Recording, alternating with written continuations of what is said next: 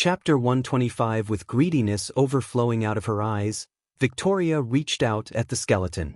The others were too late to react or stop Victoria, they could only watch her from behind. However, just as her hand was a couple of inches away from the skeleton, an unearthly humming came from the skeleton, and the next moment, a sudden force blasted Victoria back. "One person, one bone," a loud yet calm voice echoed through the cave. Many became flabbergasted, looking around the cave to locate the voice, but Michael could somehow sense the voice belonged to the fusion stage cultivator. After flying, or rather stumbling back a few meters, Victoria quickly regained her composure, but not before baring her teeth looking at the skeleton. She obviously avoided making eye contact with others, especially with Ghost, who was ready to laugh at her misfortune. "I think the cultivator only wants us to take only one bone each," Evan said, taking everyone's focus from Victoria.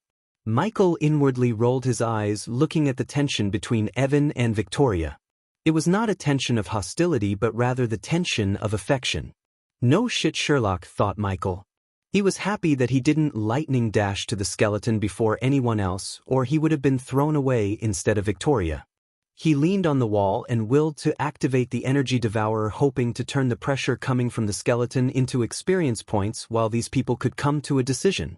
Unlike everyone else in this world, he was unable to cultivate through the usual means. He had to rely on the system to cultivate. Therefore, he did not have a choice other than using the system to earn experience points, which was the only way for him to level up. System level is too low to break the barrier around the skeleton. Level 4 energy devourer required to transform the fusion stage arch energy. His vision was blocked by these two notifications. Now that his plan to screw everyone before they dismantle the skeleton, he had to wait to either fight over the skeleton or someone to come up with a peaceful way to solve this problem. Although he was not on Earth, the anatomy of these cultivators was the same as the Earthlings. They had 206 bones in their bodies. Obviously, he knew they wouldn't resolve this peacefully, because if they agreed to take one bone, as the skeleton said, people like Victoria would aim for the biggest bones in the body, such as the skull or femur. Most of the cultivators in this world tend to be greedy and vengeful, which led to unnecessary wars and fights. Of course, Michael was not the one to talk about either of those, because he stole all the scrolls on the top shelf just a moment ago without leaving a single scroll to the others. "I'll take the skull." "Fuck you. I fought the ground terror, so I'll take the skull. I'll be the big man and take the spinal cord. You can have the skull." "Spinal cord? You dumb fucker. There are 42 individual bones in the spinal cord. Stupid fuckers. Where did you two learn anatomy? In the toilet? It's not 42, it's 33-inch. What did you call me?" As Michael expected, they began to bicker, ready to fight for a bone. Each of them looked like a Rottweiler in his eyes for a moment before Noah opened his mouth. "Shut up." Since Noah was one of the strongest in the room, the crowd quickly stopped bickering. "Alicia, how many of us are here?" 43. "Well, choose by chance," after he said. Alicia waved her hand as a quill and a paper appeared in her hand. "Is she writing the names of all the bones in the body?" Still leaning on the cave wall, he sighed. He wanted to get this over with and get out of the cave before it could collapse on them. After a few moments, with a flick of her wrist, she threw 206 small paper rolls on the ground in front of the skeleton. Each roll has a bone name written on it. Each takes one, and lets fate decide which bone one will get. "Don't worry. Well, pick last," Alicia said before someone questioned her and Noah. "But Dash, you have a better plan?"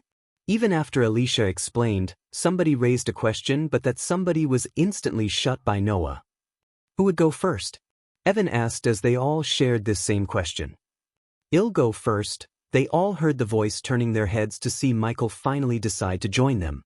He calmly walked towards the paper rolls. Most of them saw him killing 2 core formation beasts, had fear etched into their brain cells. Someone had to go first, and they did not protest him being that someone, because they admired him and most of all, they feared him.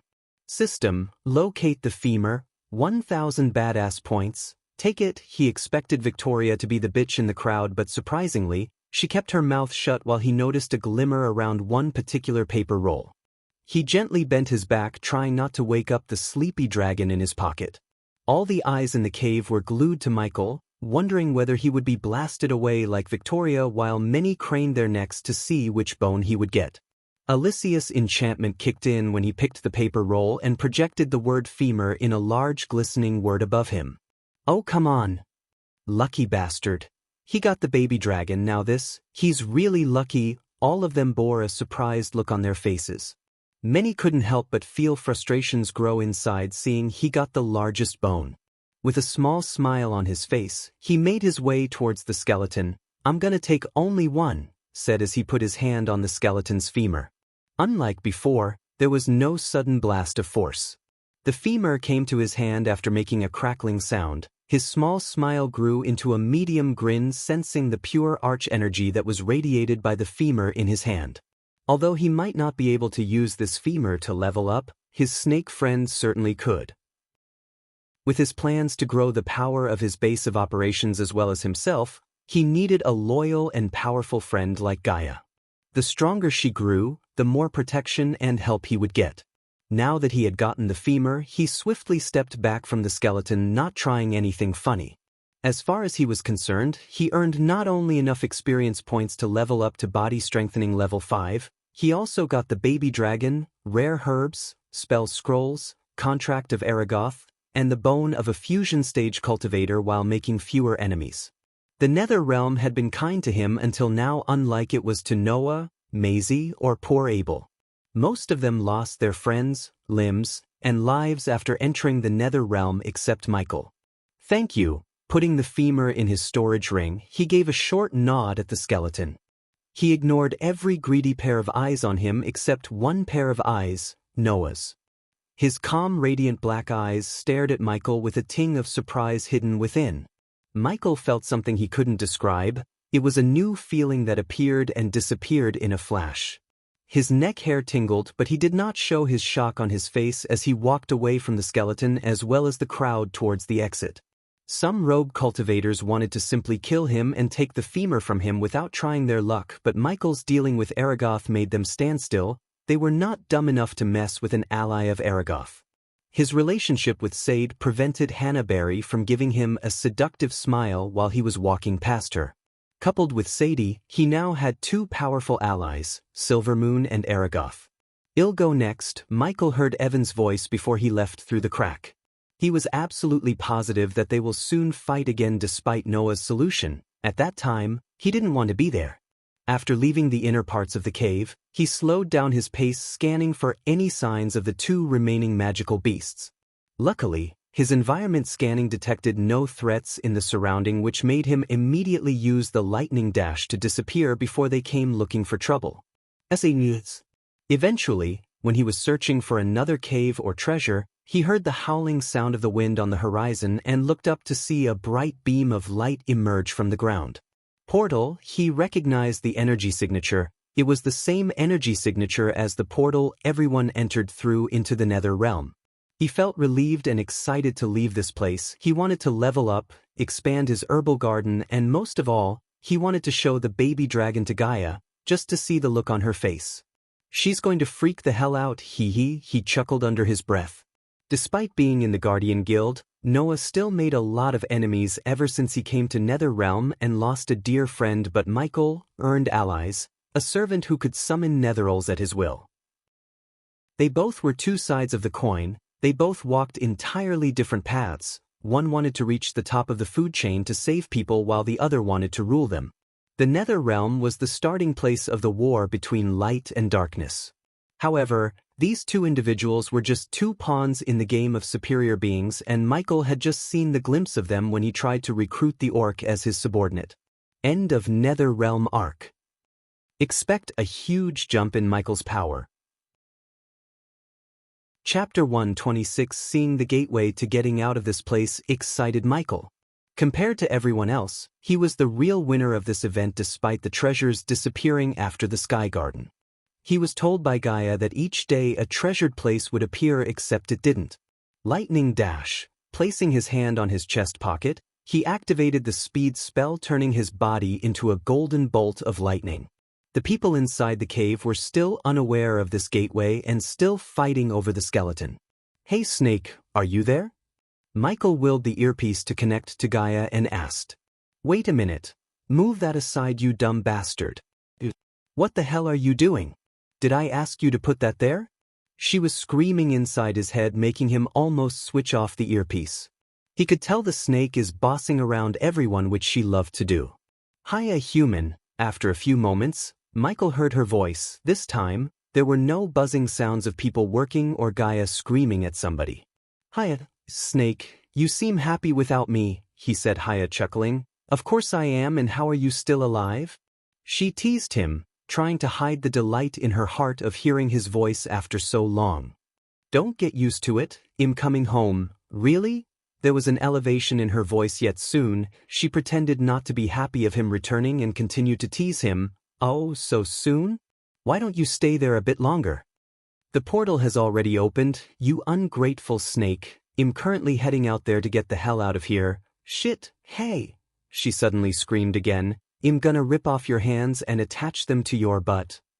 "You should go. I can't hear you scream in my ears no more." "Yeah, you do that. I have to babysit these stupid bastards or they might put the meat in the sewers." She cut off the line while he continued to run towards the portal. He couldn't wait to see the renovation works as well as his new restaurant that Gaia was boasting about. If he wants to keep a healthy and respectable relationship with Aragoth and major powers in the Elon continent, he had to keep his base of operations presentable to people. The Sunrise sect he left was barely presentable, as it could be looked at as a ruin. With these renovations, he hoped to receive a good amount of badass points every month, as the system said. 4 badass points, he got the Sunrise sect and the restaurant could provide him with a steady flow of gold coins. No matter which world he was in, the rich liked to spend their time and money in a place suited to their taste and status. His 2 henchmen Daniel and Ricky were currently handing out flyers and hiring bards to promote the new restaurant. Although he had only one competition worth noticing, he didn't hold off his gold coins but ordered Gaia to spend as much as she wants to promote their restaurant. Thinking about his new schedule, he took a deep breath. In the daytime, he needed to be at the Majestic making pills and potions for the Majestic, oversee the restaurant, and play with the baby dragon. In the nighttime, he had to terrorize the kingdom by killing criminals and such to keep the legend of Lucifer spread across the kingdom. However, after he leaves this place, he should lay low because killing Jane brought the frickin' church and attracted the king's notice, according to Gaia. He was running towards the light beam on the horizon for hours, but it felt like he was running on a treadmill, not getting closer to the light beam. Meanwhile, the baby dragon woke and clawed his chest to make him stop running. The golden bolt of lightning slowly faded away, revealing Michael. It began to sour him with wet kisses, rubbing its little head against his chin. "Alright, well, take a little break." Compared to everyone else in the body refining stage, he had triple the amount of arch energy in his body. Yet he was not an exception to getting tired of using all the arch energy in his body, for example using spells like Lightning Dash. In the daytime, powerful netherals rarely made an appearance, at least to his knowledge. During the nighttime, he did detect a bunch of core formation and even a few core strengthening netherals in his environmental scanning. Nonetheless, he knew even with the masking effect and stealthy approach, it would be impossible to hunt these powerful creatures. Having a system doesn't mean he should get into fights half-cocked. "Are you hungry again?"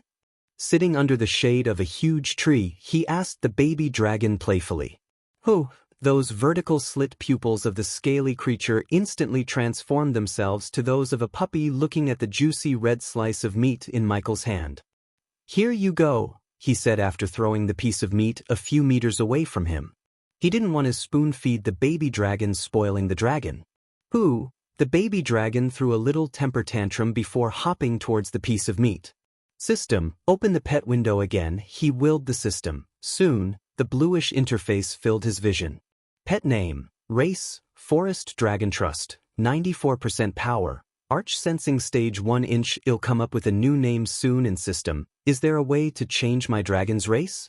This question sounded so stupid in his head. However, the system did boast that it could do anything given enough badass points. So why the heck not? System level is too low to answer the host's question. He sighed, seeing the grayish notification box in front of him. According to Ubras memories, this world seemed to have 4 dragon bloodlines: Inferior Dragon, forest dragon, grim dragon, and the noblest of them all, royal dragon. Rarity and power increased respectively from inferior dragon to royal dragon. The latter was rare to the point that only a handful of people in this world had seen them with their own eyes. If this was only rarity and power, Michael wouldn't have worried about the race much, but it was not. The inferior dragon could only reach the core strengthening stage, not one stage above. Forest dragon could reach one stage above them, the soul refining stage, except most of them would die of old age. Only the dragon with either royal or grim bloodline had the chance to step into the half-immortal or to the stages above them. According to Ubras' memory, grim dragons were the cheeky, pervy ones who loved to kidnap princes and princesses just for fun.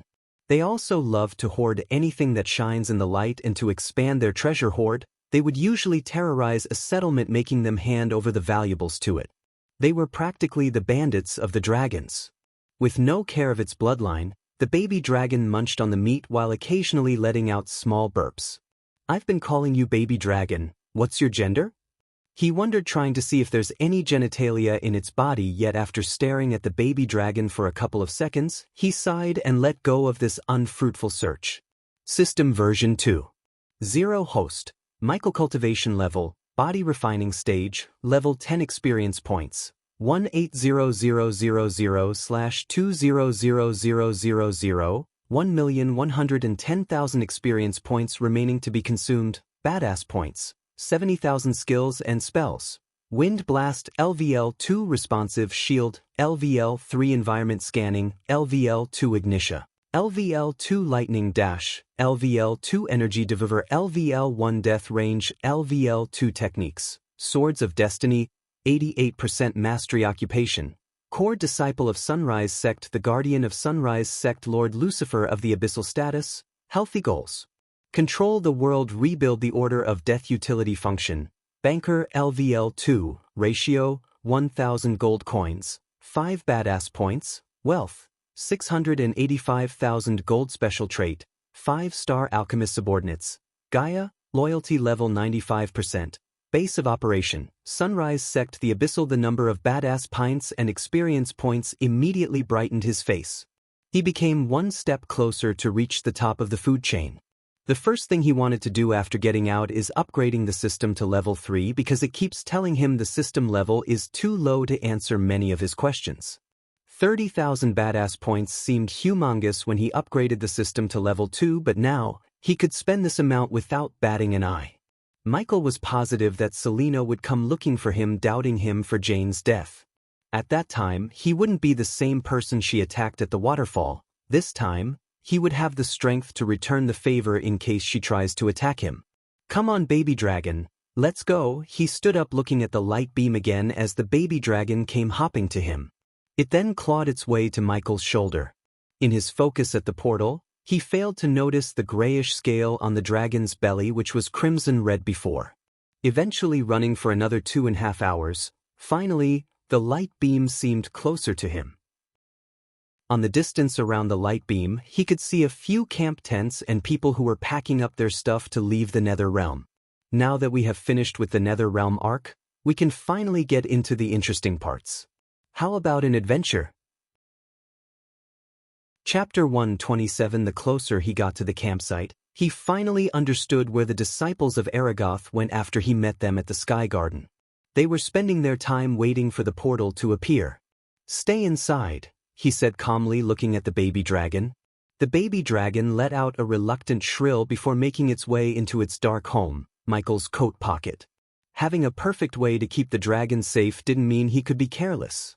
Many prying eyes of those rogue cultivators and of those who desire to have a dragon at their disposal might try to get their hands on the baby dragon. Obviously, he was not planning to keep the baby dragon hidden forever. What's the point of having a dragon if he couldn't show off to increase the badass points? But for now, he decided to keep the baby dragon hidden. He was positive that prominent figures he met before entering the Nether Realm would come again. Those people were ruthless, dangerous, and powerful enough to make him disappear overnight. Despite the system's nagging to explore this world, adventure out of Bredia, he was ignoring the system as his full focus was on getting stronger, stronger to the point where he doesn't need to worry about someone taking the things he loves and cherishes. At the present moment, he might have seemed overpowered, undefeatable even, but he only fought with inexperienced snotty kids like Maisie or Selena. The world was vast. There would be people who are cunning, strong yet deceitful. These people would overwhelm his advantage of having a system with their brain and actions. He was indeed the #1 hitman/assassin back on Earth, but that certainly didn't mean he's the #1 genius evil mastermind. To face people of that caliber, the only foolproof way he found is becoming powerful enough to defeat their tricks with overwhelming strength. This wasn't a novel he used to read, this was his life, a life he planned to live like a god. Unlike those main characters in the novels, he self-evaluated him to find his weaknesses as well as his strengths. Relying on luck or even on the system would not be one of his weaknesses. When he approached the campgrounds, he stopped using the lightning dash. By walking, he drew the attention of fewer eyes. One by one, the youngsters dismantled their tents. Some of them were fancy, some of them were makeshift, and the tent Michael was walking towards was not the latter. The flag with a large greatsword drawn on it waved in the wind majestically. Outside of the tent, a reddish-haired youngster calmly watched over his friends doing all the dirty work. There was a hint of surprise in Nathan's eyes when he laid his eyes on Ghost. Soon, he twitched his nose because Ghost didn't exactly smell like jasmines, he reeked blood and dust. Ghost, Nathan, each gave a short nod. "It's fortunate I met you here. When we go outside, come with me to get your coins," said Nathan, making Michael grin in delight. Renovating the sect, building the restaurant cost them more than he expected. Even as he speaks, Gaia was taking money from the Majestic and spending it on the construction works. After Nathan settles his debt, he would be a 1.7 million richer. "I didn't see you after the Sky Garden. Any luck finding treasures?" He probed Nathan to see him shake his head. "Our sole purpose to come here was getting rare herbs. Fortunately, we got those on the very first day. So we didn't roam around the place looking for more treasures. Besides, I heard there weren't any treasures after the Sky Garden."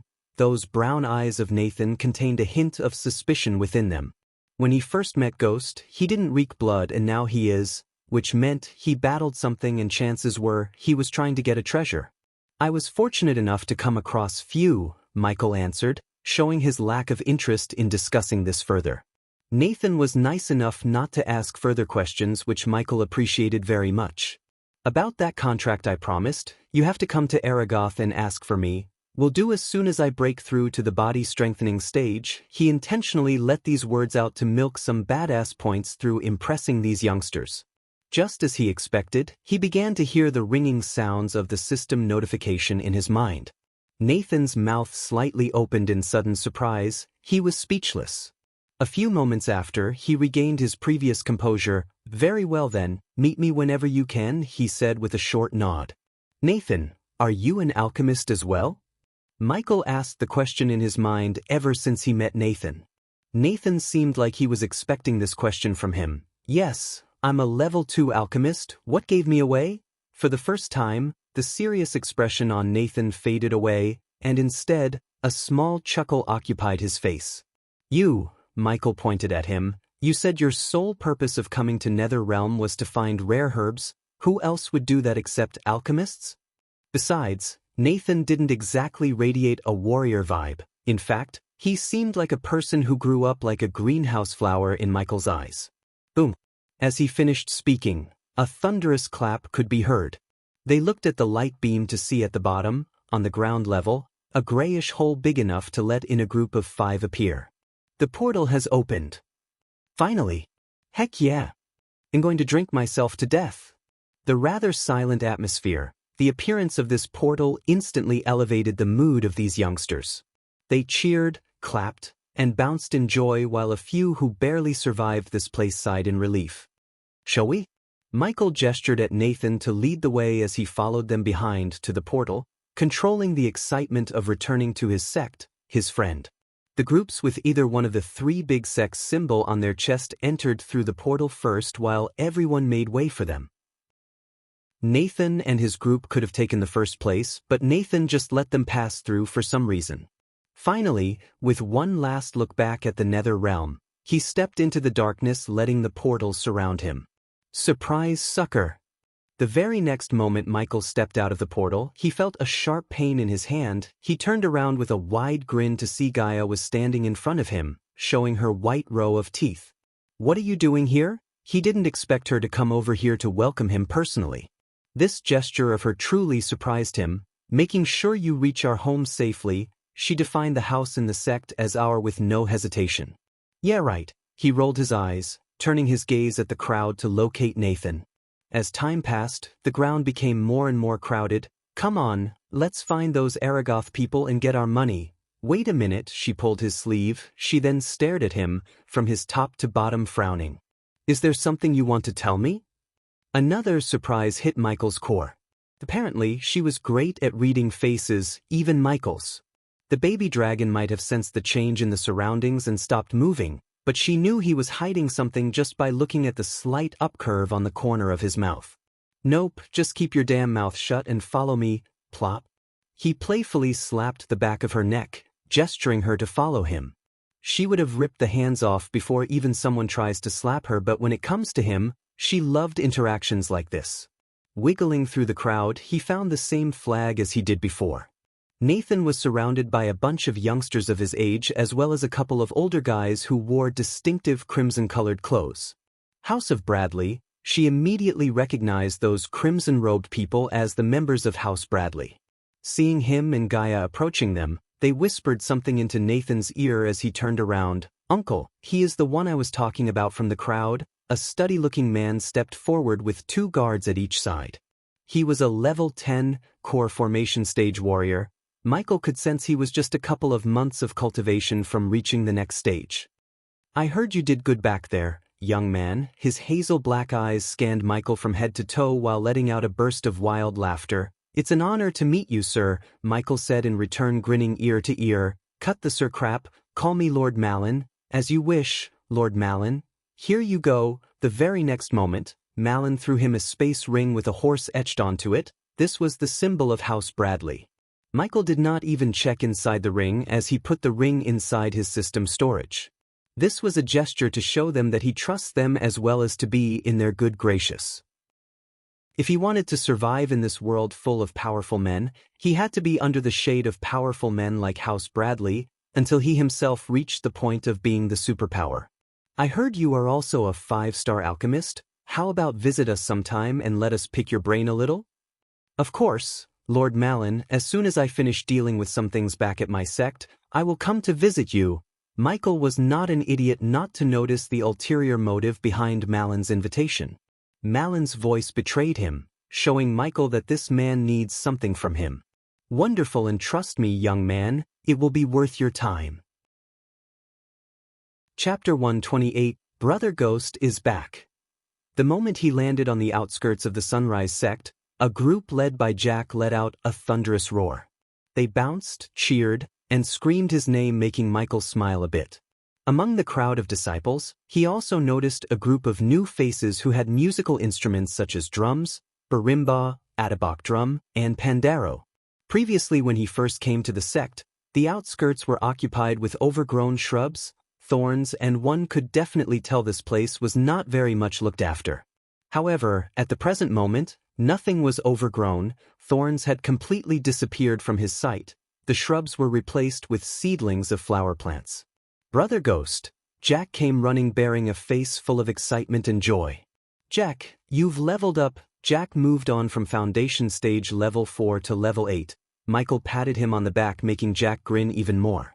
I gave that bastard enough pills to reach the body refining stage. Plop. As usual, Gaia slapped Jack as everyone began to laugh out loud. What are you waiting for? Beat it.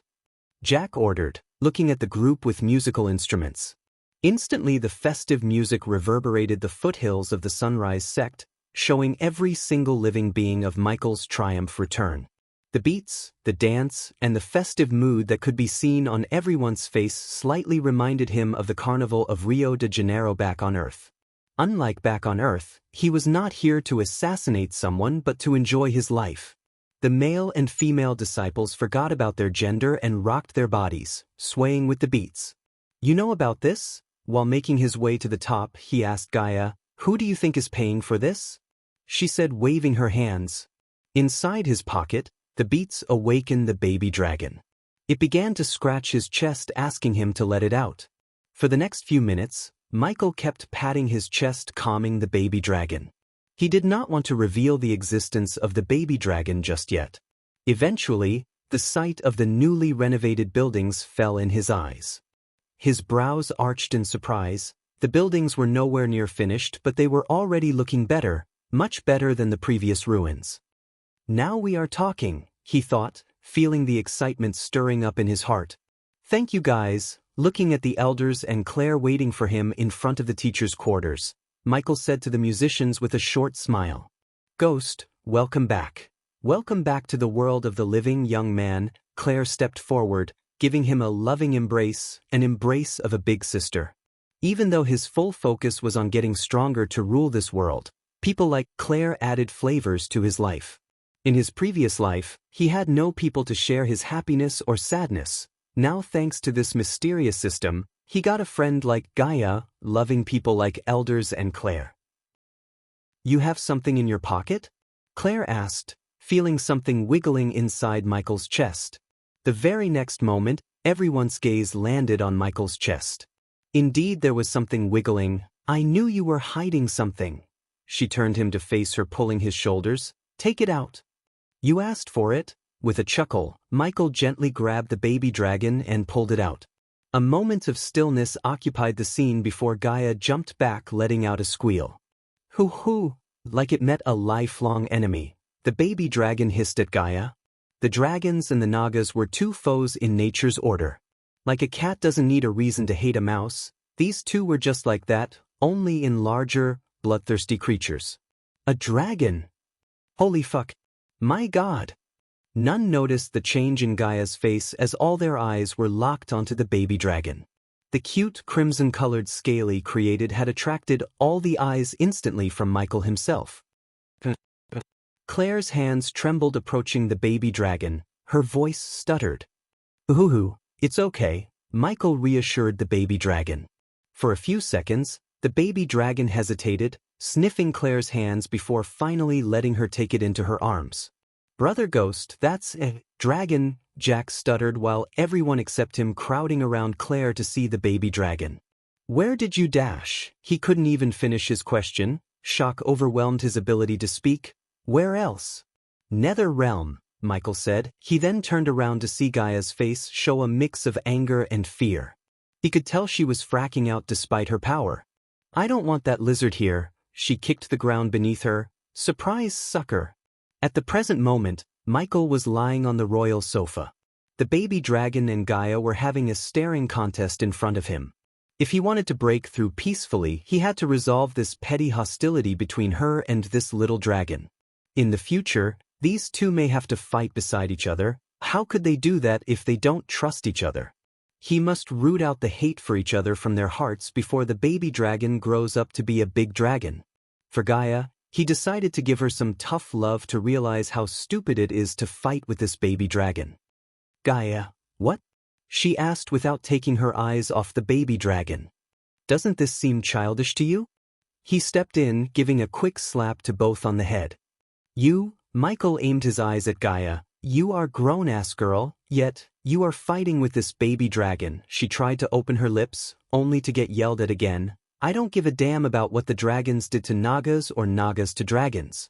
I want you two to trust each other. No food for you two until you find a way to get along. A horrified expression could be seen on their faces. The baby dragon let out a crying ho-ho. He was deadly serious about starving them, she could tell that much. Now she had two choices. The first choice, trying to steal food from the restaurant, but she didn't believe she could achieve that feat with him around. The second choice, find a way to get along with the baby dragon, as he said. Hoo-hoo, this is not my fault, you little asshole. She wanted to strangle the baby dragon when she heard it blame her for his anger. The baby dragon hissed, ready to scratch her pretty face. It didn't feel a bit afraid of his natural enemy, Naga. After Michael's departure, they continued the staring contest, trying to figure out a way to get along. Since he had to break through to the body-strengthening stage, he ordered Gaia not to renovate the house when he was in the nether realm. So this worn-out home remained the same, He sat on his bed, eyes closed. System. Let's begin. System version 2. 0 host. Michael cultivation level, body refining stage, level 10 experience points. 180,000/200000, 1,110,000 experience points remaining to be consumed. Badass points. 70,000 skills and spells. Wind Blast LVL2 Responsive Shield, LVL3 Environment Scanning, LVL2 Ignitia, LVL2 Lightning Dash, LVL2 Energy Devour, LVL1 Death Range, LVL2 Techniques, Swords of Destiny, 88% Mastery Occupation, Core Disciple of Sunrise Sect, the Guardian of Sunrise Sect, Lord Lucifer of the Abyssal Status, Healthy Goals. Control the world, rebuild the order of death, utility function. Banker LVL2, ratio, 1,000 gold coins, 5 badass points, wealth, 685,000 gold, special trait, 5-star alchemist subordinates, Gaia, loyalty level 95%, base of operation, Sunrise Sect, the Abyssal. He willed his status to come forward, staring at all the unconsumed experience points. He began the process of breaking through. Does the host wish to break through to the body strengthening stage? Yes. The system requires host 3 days to reach the next stage. Warning, the system will be offline for 3 days. Upgrade yourself to version 3 and then begin the breakthrough process. Michael ordered the system telepathically. The next moment, the interface in front of him faded away and darkness surrounded his mind. In the pitch-black darkness, Michael's consciousness brought him the memories of Earth. The way he grew up in an orphanage that was a front to an arms and drugs dealing operation. He was bullied and beaten by those things despite his little age every day. As a little kid, he wanted to be a teacher. Every time the thugs would ask the kids in the orphanage to smuggle drugs, Michael resisted them. In return, he would be beaten to a pulp, beaten until his little heart finally gave up resisting them. He learned to adapt, bend the situation to his favor. In this life, the circumstances changed, but odds against him remained the same. After 3 days, congratulations to the host for reaching the next stage, the body strengthening stage. Congratulations to the host for leveling up. The current level is body strengthening stage level 1. Congratulations to the host for leveling up. The current level is body strengthening stage level 2. Congratulations to the host for leveling up. The current level is body strengthening stage level 3. Congratulations to the host for leveling up. The current level is body strengthening stage level 4. The system has been successfully upgraded to version 3. Omega level warning. Activating countermeasures. System safe mode activated. Chapter 129. The system's bluish interface flickered. Soon, the bluish color turned to something gray, dark. What the heck happened? An OMG level warning? What is that? Many questions riddled his mind. System level is too low to answer host question. Why am I not surprised? Michael sighed. Little by little, he began to realize something called Omega is messing with the system. This system was not like a system in the novels he used to read about. The badass system seemed to have a backstory of its own, enemies of its own. The system was an absolute peak existence in his mind, but now, it looked like there's something beyond that. He was nowhere near facing threats on that scale. All he could do for now was getting stronger. He showed this Omega threat to the corner of his mind and focused on his stats. System version 3. 0, safe mode. Host, Michael cultivation level, body strengthening stage, level 4 experience points. 190,000/30,000 badass points. 40,000 skills and spells.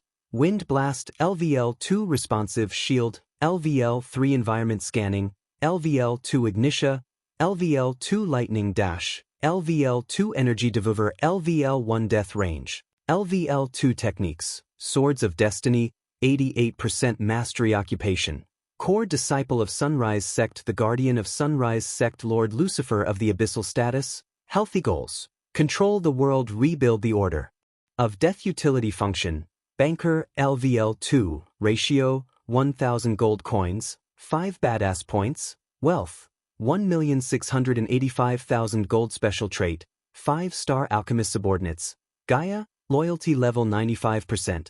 Base of operation. Sunrise sect the abyssal system. How much for upgrading the banker function to level 3? A loading icon appeared in front of him. This was new, yet he decided not to ask because he knew it might be related to the system running on safe mode. 20,000 badass points. The ration will be 1,000 gold coins to 10 badass points. With no hesitation, he willed the system to upgrade the function. In a desperate situation, 100 badass points could save his life, so keeping this function upgraded would let him get those life-saving badass points. Base of operation. The Sunrise Sect current leader, Claire Marigold level, 1 number of members, 34 status, declined legend, 30/1000, still a crappy old sect where a 5-star alchemist resides. Compared to before, there was no debt, and the legend of the sect increased by 10 points. He did not feel demotivated by the measly 10 points increase. He knew the legend would grow after putting his plan for the Broad River sect in motion. Besides, he still didn't give all the spell scrolls he got from the cave, not to mention the 80 to 100 herbs he plucked from the Sky Garden. Furthermore, he was absolutely positive that getting the contract of Aragoth would not only bring him millions of gold coins but also elevate the sect's status. Time to learn a new spell. Excitement overwhelmed his senses. He opened the system storage. Ring of Fire, spell name, Ring of Fire effect. Creates a shockwave of flames and a ring of fire around the caster for a short amount of time. Upgradable through mentor function current level. Rare, system. I wish to learn this spell. In his arsenal, Xianxia acted as both close combat and long-range combat spell. The sword mastery enhanced his close combat skill even further. The only thing he lacked was an area of effect, spell. This ring of fire could be the fix to that problem. Activating mentor feature, scanning the ring of fire spell. System found improvements to the spell. Does the host wish to improve the spell? Yes, he said without hiding the excitement in his heart. 1,000 badass points required to improve the spell. Oh, I thought you were going to do this for free. Sarcasm overflowed in his tone. Take it. He experienced the familiar acute pain in his brain. When he opened his eyes, his vision was blocked by a crimson-red warning. Maximum recommended spell number reached. The system advised host to stop learning any more spells before reaching the next stage in cultivation. Exceeding the maximum spell number would result in nausea, headache, muscle pain, memory loss, etc. Geez, fuck, I was kinda hoping to learn all these rare spells to become super up. The warning really frustrated him. He gritted his teeth and swallowed the frustration. He could not fight the system. The rational thing to do was upgrade the existing spells before learning more despite his desire to learn new spells. The Ring of Fire Mastery was at the level of 50%. If he wanted to reach 100%, he had to practice the spell and use this spell more often. Alright, I can live with the spells I already have. Hey, suddenly Michael remembered something. System, where are my rewards for upgrading you? Oh come on, why should I upgrade your ass if you won't give me some sort of rewards? Host will get rewards after the system terminates the safe mode. And when would that be? The silence made him even more frustrated thinking about the 30,000 badass points he spent on upgrading this jerk of a system. Finally, with a long sigh, he closed the system, letting his eyes bathe in the daylight. Sister Elia. That damn lizard tore my clothes. Tuhu, I'm gonna tear you apart.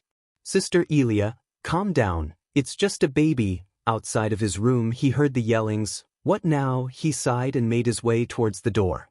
He opened the door to see the baby dragon in Cindy's hands while Gaia was waving a thin needle-like stick at the baby dragon. However, all of them paused seeing him walk out of his room. Brother Ghost. Hoo-hoo.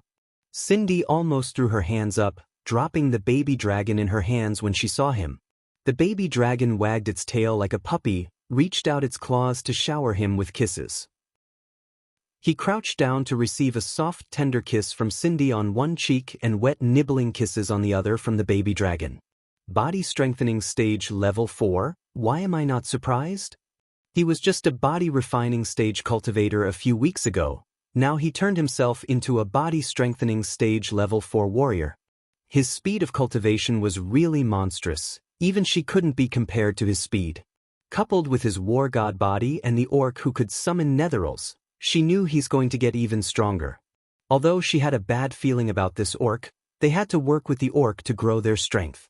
The church and the guardians were still searching for Jane's killer. She knew that Selena would soon come looking for Ghost in blind anger. To face a threat like the church or the guardians, they needed servants like this orc.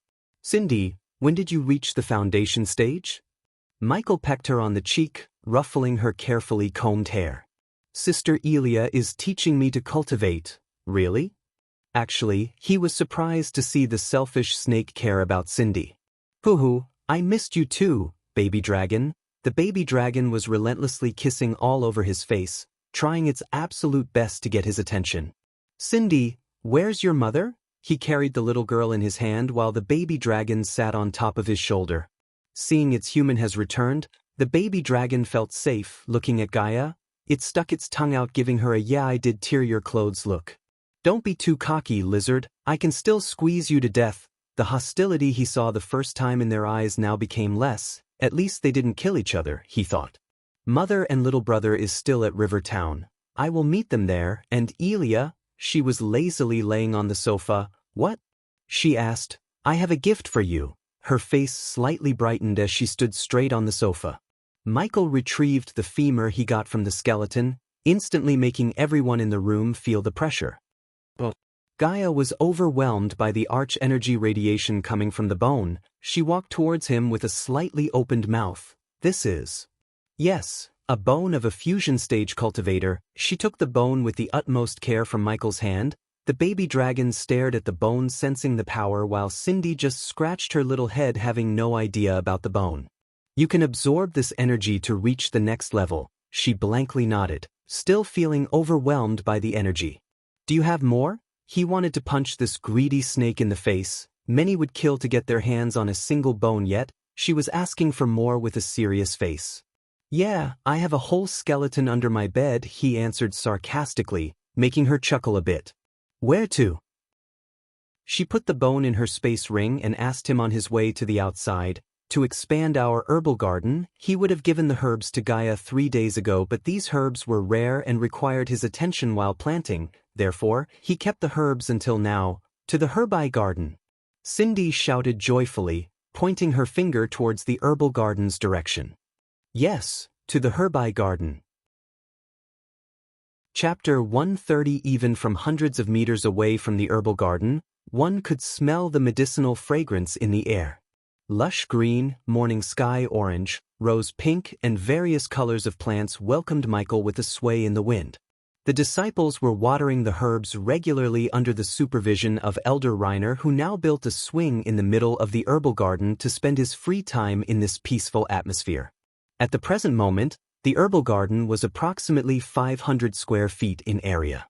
Quite a distance from the garden area, he noticed a couple of workers digging through. What are they doing? He asked Gaia. Well, build a dome covering the garden, a glass dome. It'll be grand. Her eyes sparkled with excitement, talking about the dome. Of course, we don't have enough coins to start the construction. They are just digging the ground for the foundation, Michael nodded. Expanding the herbal garden would definitely increase the sect's legend as well as help him make varieties of potions and pills. Since Gaia was a core formation warrior, he could start expanding the garden with no fear of someone stealing his herbs. He also planned to use the Aragoth as his protection charm. Elder Reiner, the look-alike of Gandalf, was startled noticing Michael's cultivation level. His jaws opened wide. Young man, when did you reach the body-strengthening stage and how did you jump 4 levels? He came forward, leaving the swing. Nether Realm, Elder Reiner, I was lucky to find a few rare herbs. Do you want to see them? Elder Reiner's face brightened as he nodded vigorously like a little child. Michael flicked his wrist, ordering the system to place all the herbs in the storage in front of him. The very next moment, 98 to be exact herbs appeared in a neat row, making Elder Reiner almost faint on the spot because all of them were rare, extremely rare. He didn't open up the matter that he gave legendary herbs like tiger cress, diamond leaf, oglio root, and cavern petal to Aragoth in exchange for the alchemy supply contract. So many herbs. Elder Reiner dropped to his knees, smelling, feeling, touching the herbs one by one. Although he didn't recognize many herbs in here, He could sense the powerful medical arch energy radiating from within those herbs. You really had a great time there, didn't you? Gaia knew about his actions in the herbal garden. Still, seeing these herbs with her eyes slightly shocked her. Pretty! Cindy's big eyes sparkled looking at the ocean jasmine, which was a transparent ocean blue flower. The sweet fragrance and the beauty of the 5-petal flower overwhelmed Cindy. It's called ocean jasmine, am I right, Ghost? Suddenly he heard the voice of Claire. Turning around he saw sect leader Claire, as beautiful as the ocean jasmine itself, walking towards him with a smile like a morning sunray. Her golden blonde hair now became more golden and wavy, dancing in on her shoulder. You're right, sect leader Claire. You have grown stronger. Claire clutched his biceps playfully, not as stunned as Elder Reiner. After hearing what Gaia did to those adventurers and Michael's feat during the Phoenix auction fair, she herself had grown stronger, tougher. She wanted to be the leader everyone follows to death, not a sissy. What could make her afraid when she has Ghost behind her? His reputation had even reached the capital city. The king of Bredia himself treated them with the utmost respect because of Ghost. He was the guardian for all of them. Michael didn't fail to notice the confidence in her eyes. The woman in front of him was not the meekly soft Claire he first met. This was a new person. Not only her, everyone in the sect seemed to be a new person. He affected the greater than he expected. She gave a quick kiss to the baby dragon on his shoulder, and then she looked at the little Cindy. When Michael put the little girl down, she immediately went straight to the ocean jasmine, burying her nose onto the petals. Just as she was about to pluck the flower, Claire grabbed her little hands. Cindy, if you love a flower, don't pluck it. Because if you pluck it, it dies and it ceases to be what you love. So if you love a flower, let it be. Love is not about possession. Love is about appreciation. Michael didn't mind Cindy pluck the flower, of course. He would have reminded her of the preciousness of the flower before giving it to her because he would never spoil her. However, Claire's words made more sense. Yes, Teacher Claire, I will not pluck any flowers, I promise. Good. Claire ruffled her head, giving her a warm kiss on the forehead. Elder Reiner, shall we start planting them? For the next few hours, Elder Reiner, Michael, Jack, and many male disciples got their hands dirty planting each herb in the suitable place following Michael's instruction. Gaia, Claire, and the girls made lemonade, keeping the workers energetic while the baby dragon played fetch with Cindy. The scene resembled the scenes of a happy feel-good movie. Michael mixed the netheril ash with the soil in the right ratio to make the herbs grow faster and healthier. The previously 500 square feet garden now became almost triple the size, as many of the herbs Michael brought would take a lot of ground to grow. After finishing planting them, he plucked enough leaves, roots, flowers, and parts of the herbs to make new pills and potions. What are we gonna make? Gaia came after they had done all the dirty work. Though she was with Claire who made lemonades for them, the snake was only there to drink them, not to work, not to help.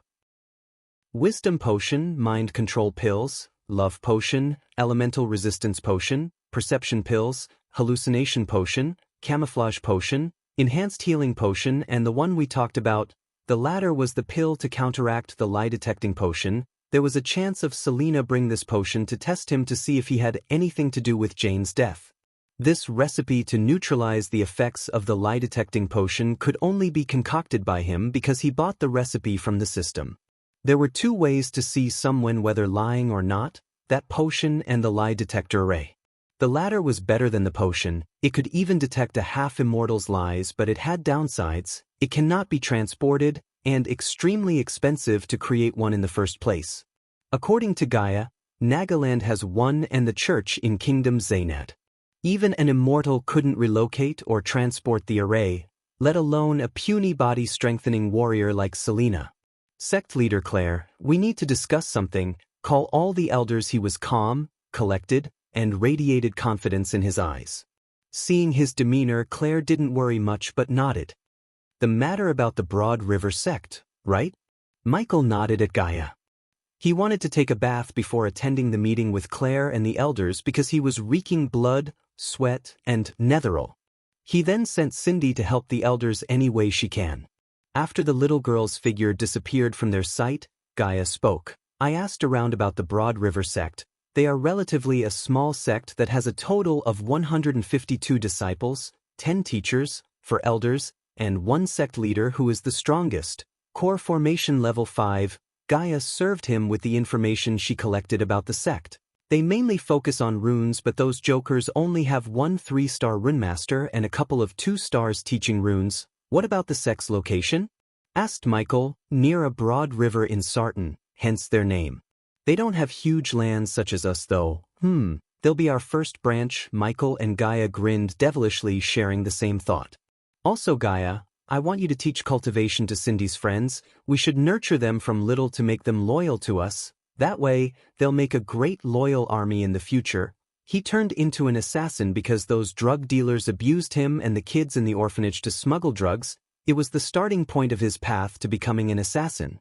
Although he would never abuse those little kids, he did decide to use them. His path to rule this world shadowed his moral codes. To become a ruler of this world, he had to sacrifice a part of his soul. The seed of the Dark Lord inside him had already started to sprout, more than he wanted to. I like the way you think, human, she returned, a devilish grin of her own.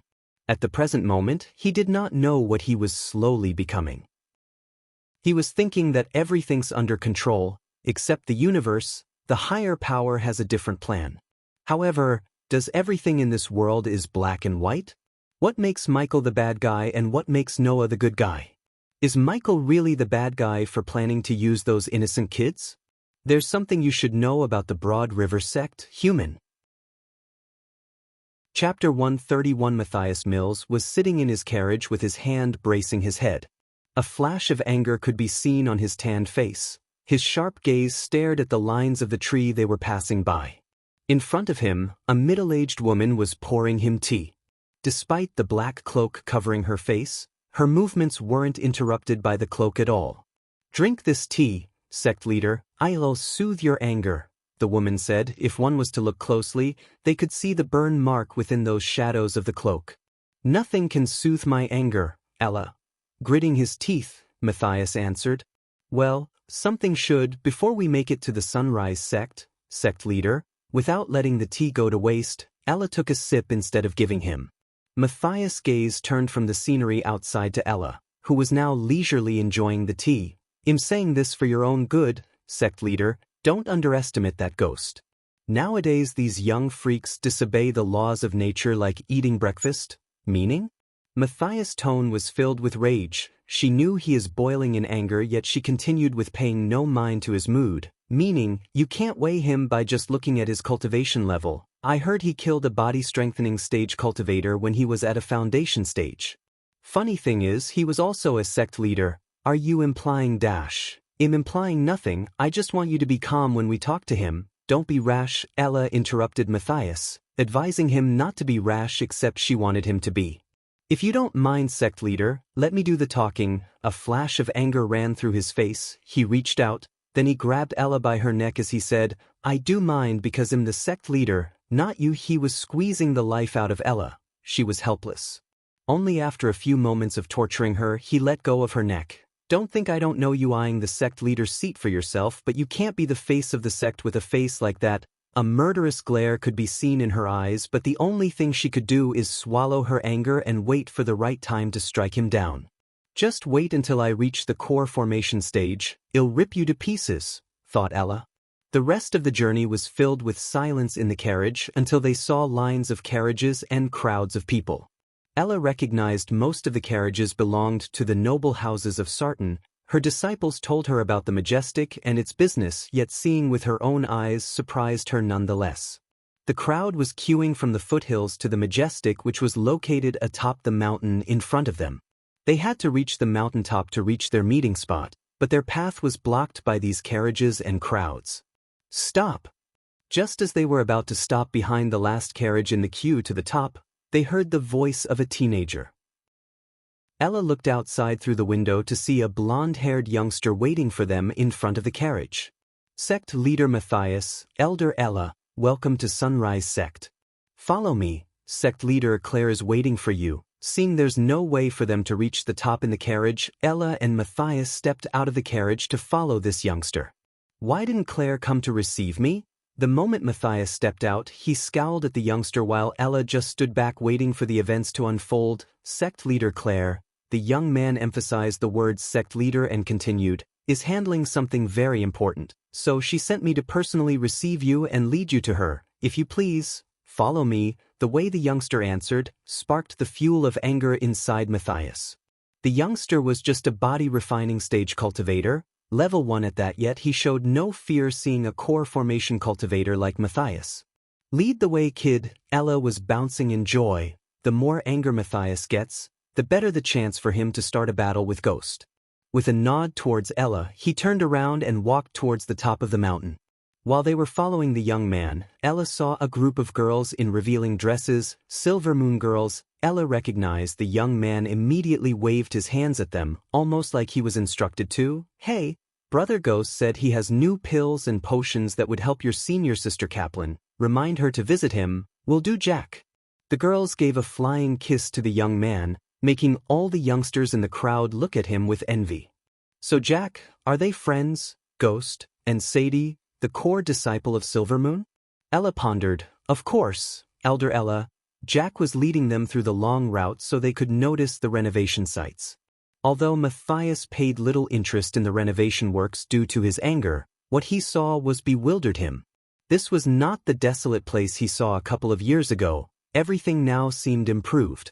Those once cobwebbed, worn-out buildings were being built and renovated. Workers were reconstructing the old paths made of stones with marble tiles. Another group was trimming the overgrown shrubs and bushes which previously made the area look untended.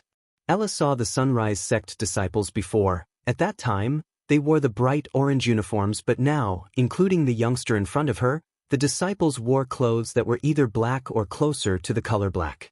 Oh, I almost forgot. Jack bit his tongue, taking out 2 pamphlets with the Sunrise sect symbol drawn on them. He then handed over the pamphlets to Matthias and Ella. Without even taking a single glance, Matthias crumbled his pamphlet and threw it away. Ella, on the other hand, took a closer look. I'd love to take a tour around your sect, Jack. Matthias threw a cold glance at her as she shrugged. What? Since you don't want me to do the talking, let me at least do this. Matthias saw no trouble in letting her take a stroll around this place. It was not like she could do anything by taking a tour. Wonderful, Elder Ella. We'll begin our tour after leaving sect leader Matthias at sect leader Claire's residence. Jack clapped his hands, almost sighing inside. After taking another 100 or so steps through the construction site, they reached lines of individual houses which looked majestic, grand even. Each house was almost finished, but even at this stage, that triangle roof on the front, 3 long chimneys on the top, that white and royal blue paint gave each house a sumptuous characteristic. This time, Matthias' eyes widened in surprise as he followed the youngster to the house, which was just a couple of weeks from getting finished. Take a break, people. Jack shouted at the people who were placing windows, sandpapering the walls to start the painting works, as well as cultivating the ground in front of the house to ornamenting the house with plants and such. Jack's relationship with Gaia and Ghost gave him a certain pull within the sect. He had become the go-to guy to contact Gaia or Ghost. This increased his reputation among his fellow disciples, especially among girls.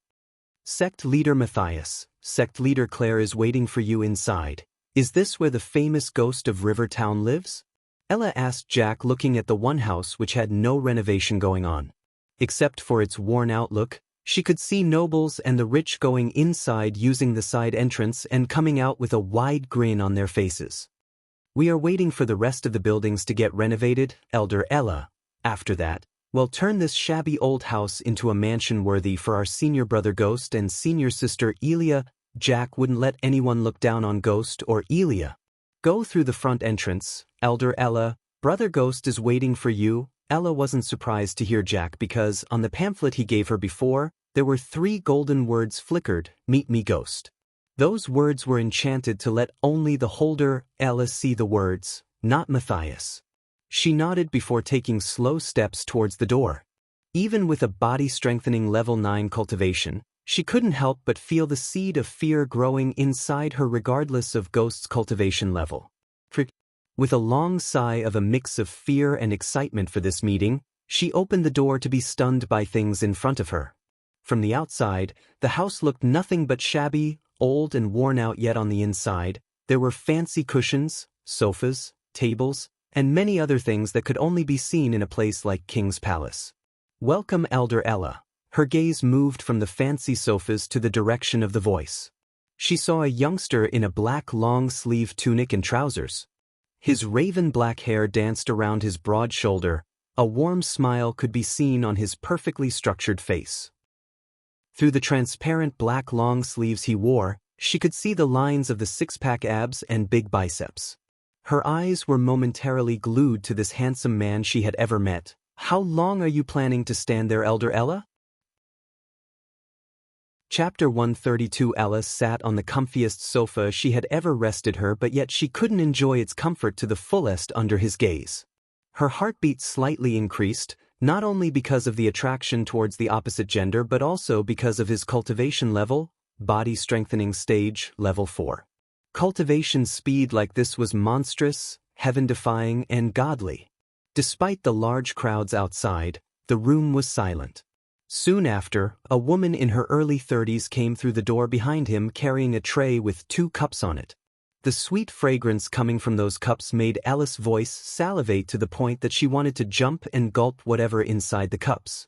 Ghost grabbed the cup with a smile, and then, the woman placed the tray before Ella. "Please take it, Elder Ella." Regardless of her covered face, the woman gave her a wide grin, not a fake one but a genuine grin. Ella was surprised by the hospitality. "Thank you." She couldn't wait any longer. She brought the cup near to her nose, getting overwhelmed by the fragrance. Soon, she took a short sip, just only to feel a burst of electricity run through her body. Her black hood covered the sight of her eyes widened. This was nothing like she had tasted before, like nothing. All of her taste buds and the tongue felt alive, delighted, and overwhelmed. Delicious, isn't it? After Michael upgraded the system to version 3, he was able to quickly imbue the secret element into the ingredients Raylene brought from Breedia. Although the system said the secret element was pure arch-energy, he somewhat had a hard time believing it. Anyhow, the system made changes to the ingredients in the microparticle level, and coupled with Raylene's 5-star chef trait, anything made out of these ingredients became extremely delicious. "This is drugs. No, it's better than drugs," thought Ella, quickly finishing the tea in no time. "Yes, it is delicious." After a few moments, Ella asked, "Well, Elder Ella, meet the only 5-star in the entire kingdom of Breedia." Ella's mouth opened further, staring at the woman obediently standing behind Michael. "Do you know what is the most powerful profession, Elder Ella?" Michael asked after placing the cup on the table in front of him. Ella blankly shook her head. She was still overwhelmed by the fact the woman in front of her is a 5-star chef. She didn't doubt this fact because no one else could have made a simple tea this delicious. Alchemy, there are potions and pills for nearly everything, including for those burn wounds. Michael pointed at Ella's half-burned face. Her heart skipped a beat. Mouth became dry as she mumbled, "How dash, baby dragon." Ella heard a squawking sound. Her mind was blank due to overwhelming surprises and shock she has been receiving ever since she stepped into his home. Soon, Raylene took the cups and left the room, leaving them to their meeting. "Wow." She jumped back on her couch. It was a little dragon, a baby dragon. She had never seen a baby dragon before, or a real dragon for that matter, but she had seen paintings of dragons, and the creature in front of her resembled the paintings. She felt the noble aura the creature was radiating. Each of its movements was majestic, dignified. It climbed on his shoulder with ease and dropped the thumb-sized cup it was carrying in its mouth. Michael sent the thumb-sized ceramic cup floating towards Ella. "Apply this cream on the wound in your wrist." Michael had seen those wounds on her forearm despite her full sleeves. "This will go a lot smoother if you trust me, Elder Ella. Besides, you have nothing to lose by applying that cream. HU." The baby dragon knew he gave her an order, and it kept staring at her until she slowly took a small amount of this bluish cream and applied it to her wound. The cream touched her skin. Her burned skin had long ago lost the sense of touch. Even she wouldn't look at her face or her naked body without feeling nauseated. Half of her body had ugly burn wounds that made her cry her eyes out every single day. Until 13 years ago, she was a pretty girl. Even though she was not an angelic beauty who would instantly make men fall in love with them, she had a few followers. She was the one who was meant to be the next sect leader of the Broad River sect, but this fact changed when she met with an accident she would never forget until she dies. That day, she was caught inside a burning room. Until to this day, she had no idea how the fire started. The fire engulfed her home and all of her servants. Fortunately, her parents weren't at home that cursed day. Because of her wounds, the elders and the sect leader chose the next in line as the new sect leader, Matthias, stating that with those wounds, she can't be the one who leads the sect. They were right. Those wounds changed her from within. She was never the same person after that night. Men who courted her wouldn't even take a glance at her. Those who had no heart would make fun of her. Her friends left her because they couldn't be seen with an ugly freak like her. Slowly she started to wash away her feelings and griefs in booze, drugs, and anything that could numb her brain. This addiction of hers chased away her parents, leaving her alone. Only after a few years, she slowly began to realize what happened that night was not an accident but a planned event. The booze numbed her brain and kept her from realizing this sooner. When she started to investigate through any means necessary, she had found that it was Matthias who planned this. However, her realization came too late as he had already reached the core formation while she was struggling at the body refining stage. The vengeance made her quit drinking and focusing solely on her cultivation. For the past 10 years, she was controlling the urge to kill him and waiting for the right moment to strike. Matthias did not know her true intentions. As far as he was concerned, she was plotting to steal the leader position from him. "What dash?" she gasped the very next moment she applied the cream. The wound on the place she put the cream vanished instantly. On that place, new smooth skin began to appear. She immediately pulled her sleeve up and then she scooped the cream, trying to apply the small amount of cream everywhere. Although the cream was not enough for all the wounds on her hand, everywhere the cream touched, the wounds got healed. It was simply a miracle because she had hired numerous healers and tried hundreds of alchemy products, but not a single one of them could heal her wounds because the fire that burned her skin was not a normal fire but the holy fire. "Your wounds will appear again after a few days, but I can make them disappear forever." There was a small pause in his voice before continuing. "Only if you do my bidding," he said while gently rubbing the baby dragon's chin. He looked calm and careless. Anything. She saw those ugly wounds disappear. She felt the cold breeze brushing through her smooth skin again. She wanted this cream. She wanted it desperately. "As we speak, sect leader Claire is making an offer to merge your sect with mine under the leadership of sect leader Claire. But you know the outcome of this, right?" She nodded, knowing very well that Matthias won't even consider this, not even in a million years. "I can simply kill him and subdue your sect within a day, but if I did that, your people will sooner or later revolt, hinder the growth of my sect." She knew he was right. Matthias may be an evil son of a bitch to her, but everyone in the sect would definitely leave or revolt if Ghost forces them to join his sect. "That's where you come in, Elder Ella. I know you were the next in line after your previous sect leader, and I also know Matthias is the one who did this to you. I want you to convince your people to join my sect. In return, since sect leader Claire can't be in 2 locations at once, we'll leave the Broad River sect in your care. Plus, it'll heal your wounds." This was a sweet deal. Ella would have even poisoned the entire sect for that miraculous cream if he had asked her to. "I will do it," Ella said with a firm resolve in her voice, making him grin wide. Michael left all the planning and convincing stuff to Ella, as she knew the people of the Broad River sect better than him. Eventually, after speaking for another couple of minutes, Ella left his home, leaving him with the baby dragon. What happened with Ella? Gaia entered the room and plunged herself into the sofa. "Just as we planned. How's your end?" "He wants you to come to his sect, apologize in front of everyone, take 100 whips from each person's family you've killed."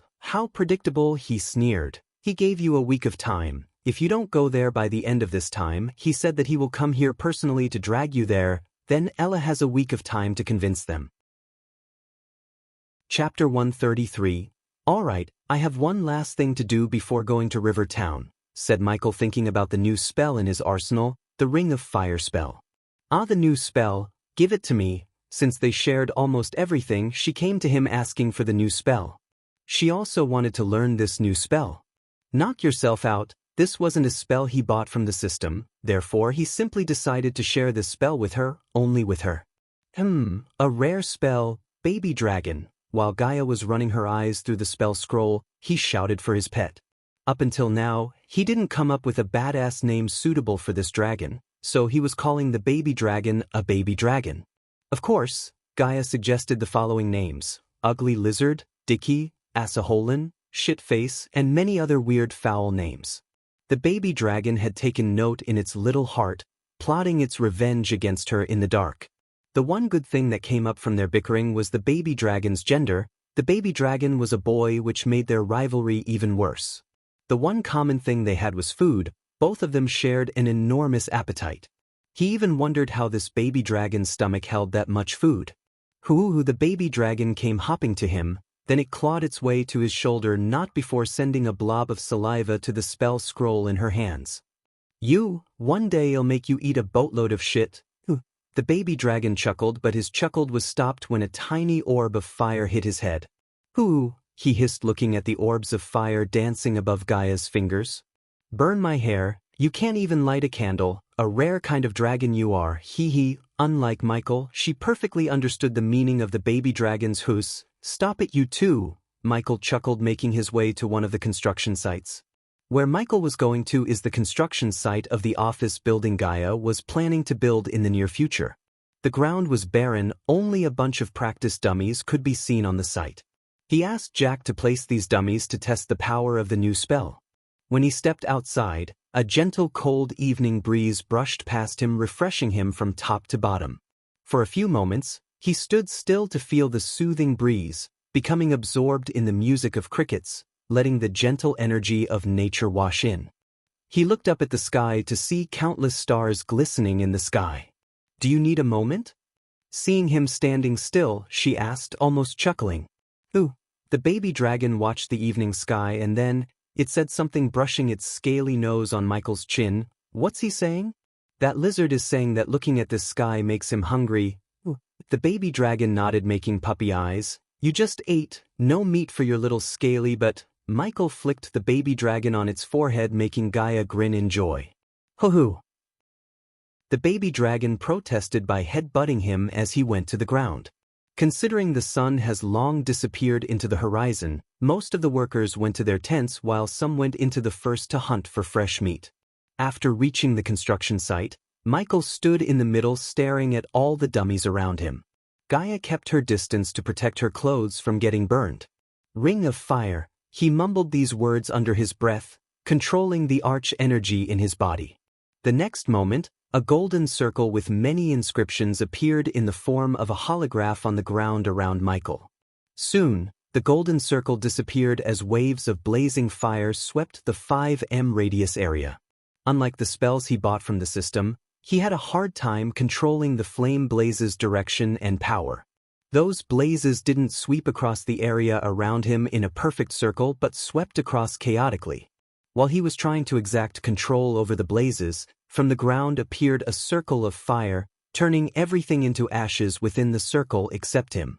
The blazes had already charcoaled the dummies, but the circle of fire was hot, too hot to the point that it turned even the mud and dirt into ash.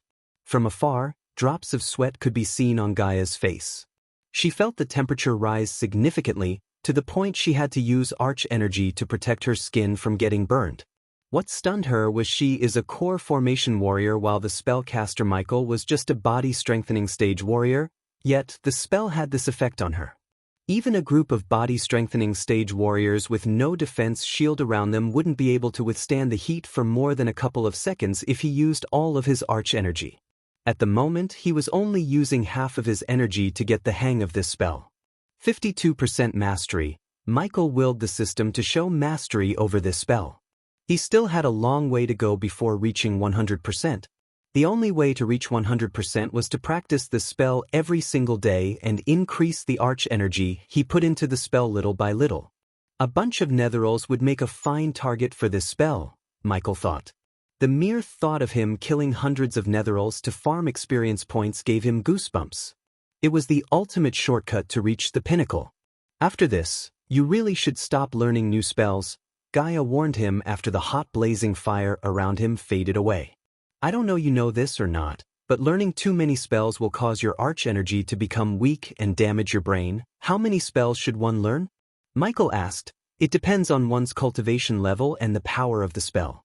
Typically, a body-strengthening stage cultivator should learn only 4 to 5 spells. He was an exception because of the system, but even he had to stop learning any more new spells before reaching the next stage.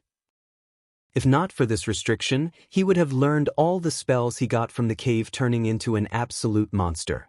This is for the best. I should upgrade the already existing spells before learning new spells. Not that I need to learn new spells, he thought inside. For the next few seconds, he focused on all his spells before creasing his brows. I need to figure out a way to utilize the Wind Blast spell. In his arsenal, Wind Blast was the least used as well as least powerful spell.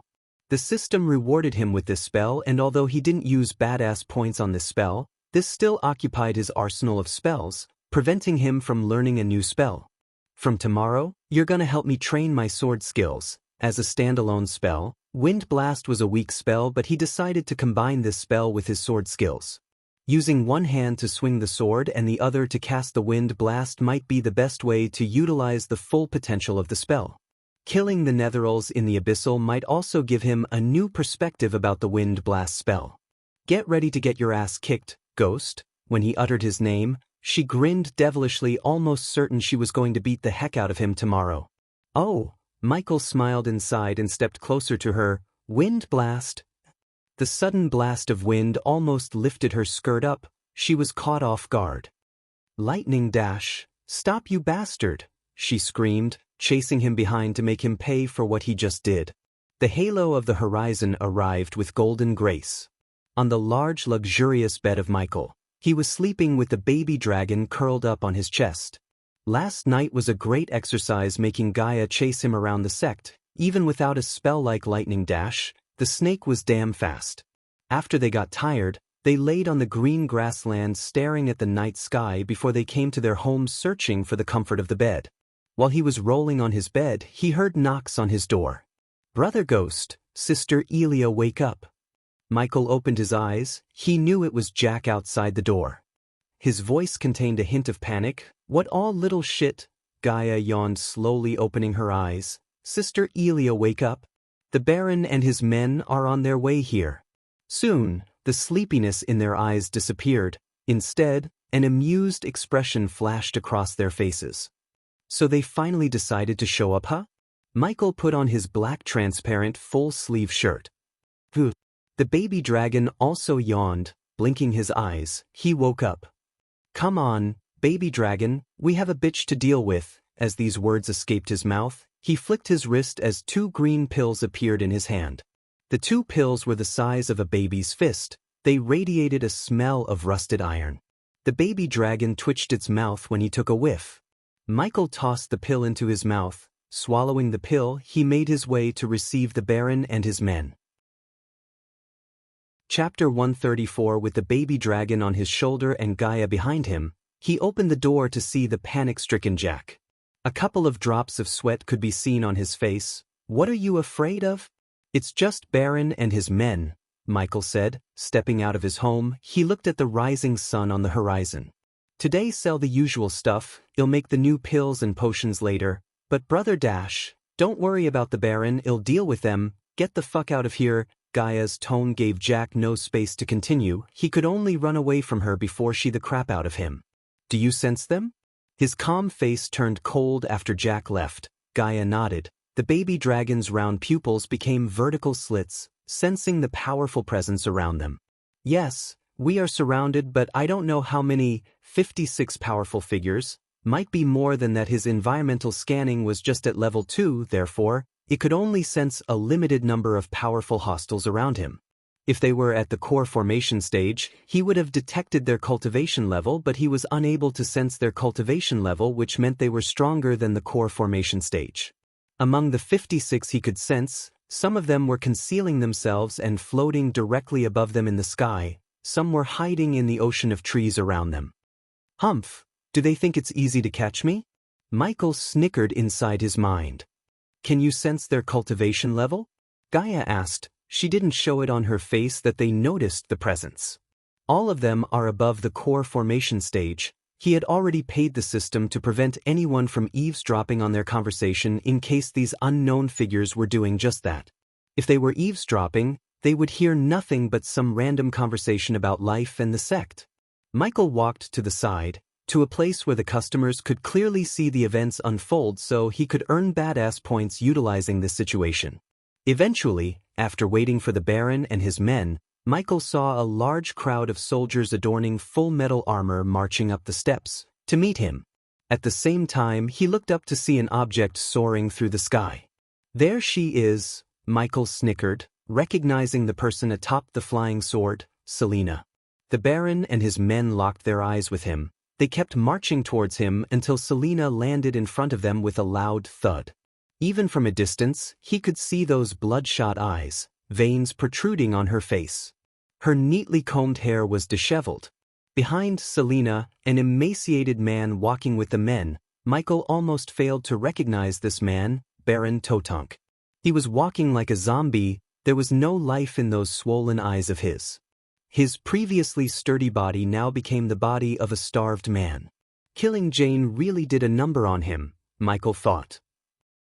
Waiting for them, he stood there, his hair fluttering back in the wind, accompanied by Gaia and the baby dragon on his shoulder. The men halted their steps, keeping a 10-meter distance from Michael and Gaia. There were a few gasps and murmurs when they saw the majestic creature sitting on his shoulder. However, Selena's eyes didn't look like anything or anyone but Ghost. She locked her eyes with him. Within those bloodshot eyes, a flash of shock emerged and disappeared. Not impressed, Michael thought she would have reached at least the core formation stage, but seeing her body strengthening stage level 9 cultivation level, he was disappointed. "Young miss, let me talk." A wrinkly old man with a slightly hunched back pressed Selena's hand and said. The old man then turned his gaze at Michael. "Young Master Ghost, Baston, a servant of the Baron, did dash. I heard about what happened, Baston. It's terrible," Michael calmly said. Looking at his nonchalant face, Selena shivered in rage. However, her mind refused to attack him, just like she did when dealing with those who had grudges with Jane. She attacked first and asked questions later. The first time they met, he was just a foundation stage cultivator while she was a body strengthening stage warrior. At that time, she could have easily killed him, but now, the tables have turned. "Words cannot make any of you feel better. Is there something I can do to help you, Baston?" Since Baron Totonk seemed lifeless, Michael decided to talk with this old man instead of the Baron himself. "Grandpa Baston, let me deal with this bizdash. I assume you're not here to fight me, Selena," Michael interjected before she could finish her sentence. "Young miss, please." The old man quickly pressed Selena's fist tightly and gave Michael an apologetic look. "Young master, we are here to..." The old man's voice trailed away. "You're here to interrogate me, right?" Michael finished the old man's thought.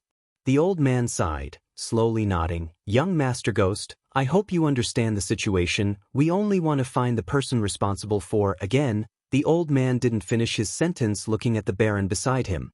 The Baron had lost all of his energy and will to live after seeing his beloved daughter hanging in front of his manor, brutally killed.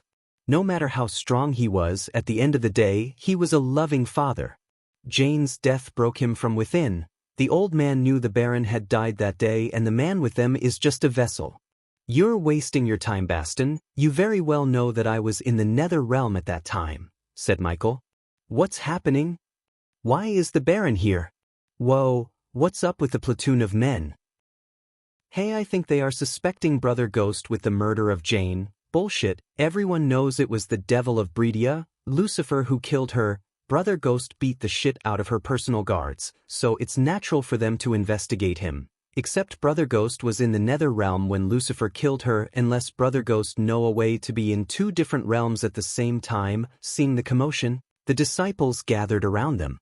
The old man and the Baron's men heard the chattering and couldn't help but agree with the disciples. The men knew Selena is wasting time with Ghost when she could focus the investigation on someone else. Jane's 2 uncles and 3 brothers were unable to come to her funeral as they were leading the army of Breedia against the war with Kingdom Lavia. Even if they wanted to come, the king wouldn't permit them unless they are fine with getting their heads cut for abandoning their king during the war. Only Selena and her family were there to console the Baron as well as seek justice personally for Jane. "You're a freak." Selena lost her patience. She shouted in anger, "You could have found a way to kill her." "This is not the time." Michael simply waved his hand, ignoring her. "Since you're here even though you know I was in the Nether Realm, I assume you have a reason to be here." Many men behind Baron were surprised to see the way he was handling Selena and the situation. He was not like the other prodigies or the genius youths they had encountered before. If someone else was in his shoes, they would have lost their calm because it was obvious that he didn't kill her. "Young miss," the old man glared at Selena. This time there was anger in his eyes. Selena swallowed her rage, giving the chance for Grandpa Baston to handle the situation. The old man flicked his situation, taking out a greenish glistening pill. As an alchemist, he instantly recognized the pill and its purity level, 85% pure pill, which meant it was concocted by the Pill King Gabriel himself. Truth exactor? The Baron men tensed when the old man took out the pill. This pill was used only in situations such as murder trials, judging treason cases.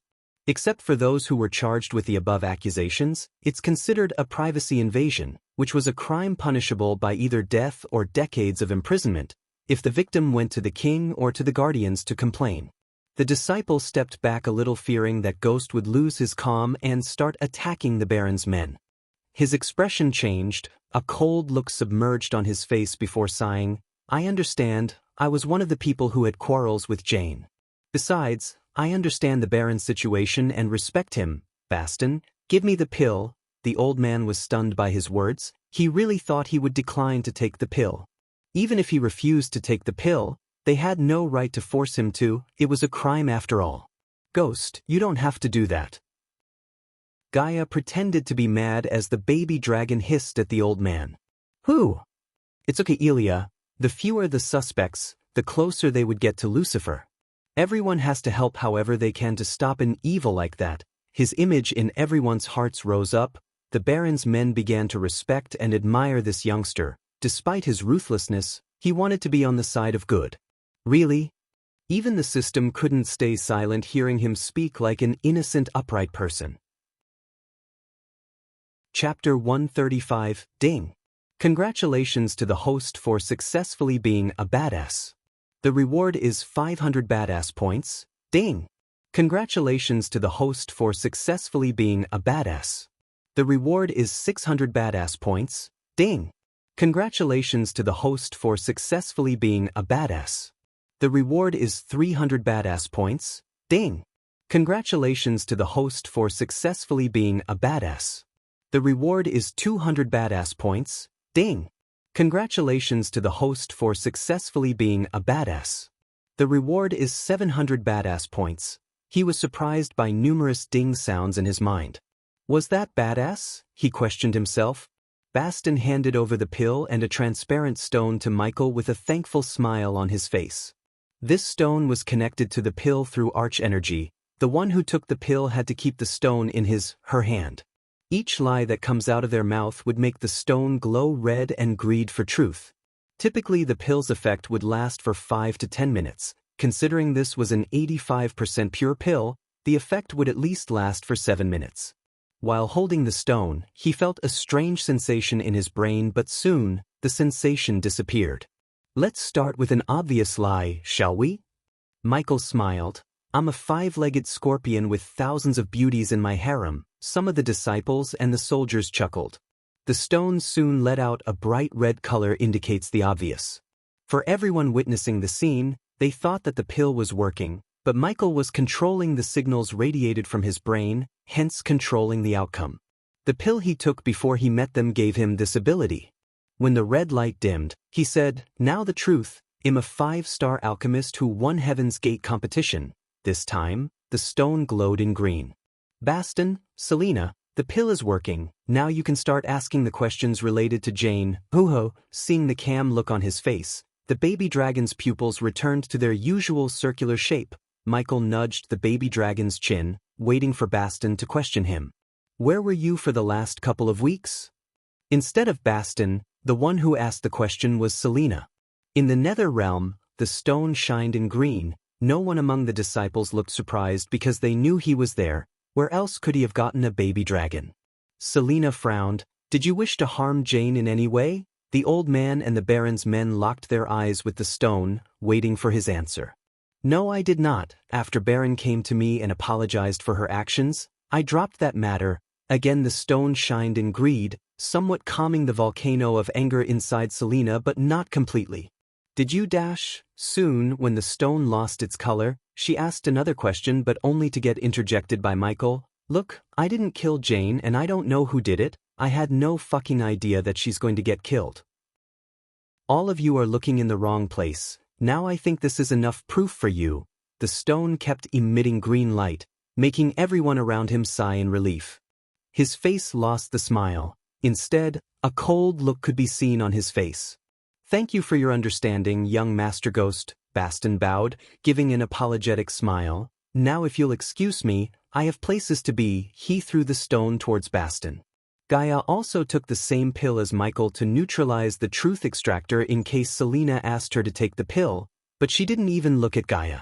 Young miss, let's go, Baston said. As they were turning back to leave, Michael sensed the powerful entities around him who stayed hidden also disappearing from his environmental scanning one by one.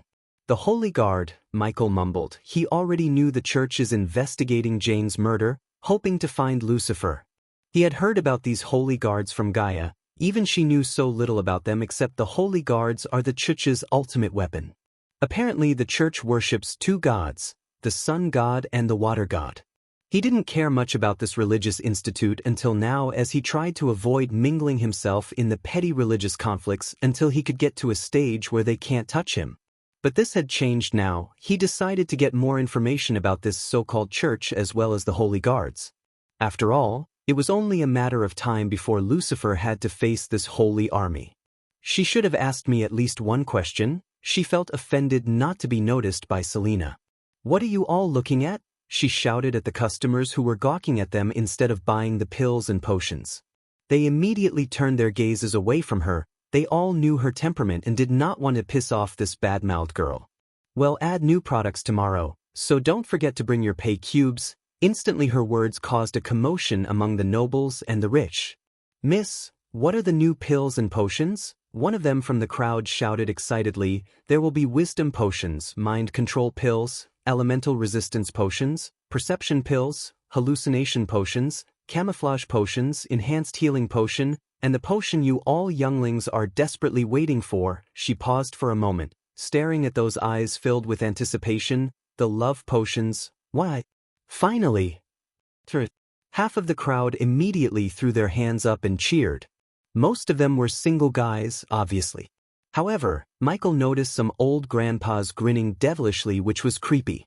Michael and Gaia laughed inside seeing the expressions on their faces.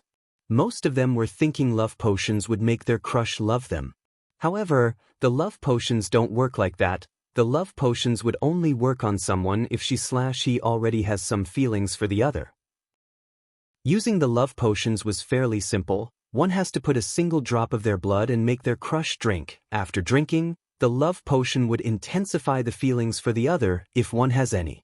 For an instance, Selina had no feelings whatsoever for Michael, so no matter how many love potions he makes her drink, she wouldn't fall in love with Michael. However, it was a different matter for Gaia. During the nights, she would debate with herself to find whether she holds any feelings for him or not. It had been almost half a year since she started to be with him. He first rescued her from her fellow Nagas, helped her stay hidden, fed her, and more than anything, by curing her crippled cultivation, he saved her life.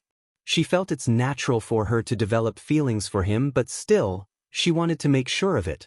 Hence, she secretly planned to use the love potion on herself.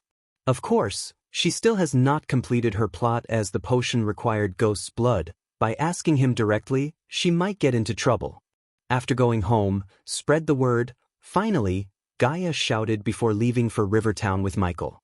After the battle with the Netherals, the rumor had spread across the river town that this town is protected by Ghost. Hence many people began to address Ghost as Ghost of Rivertown.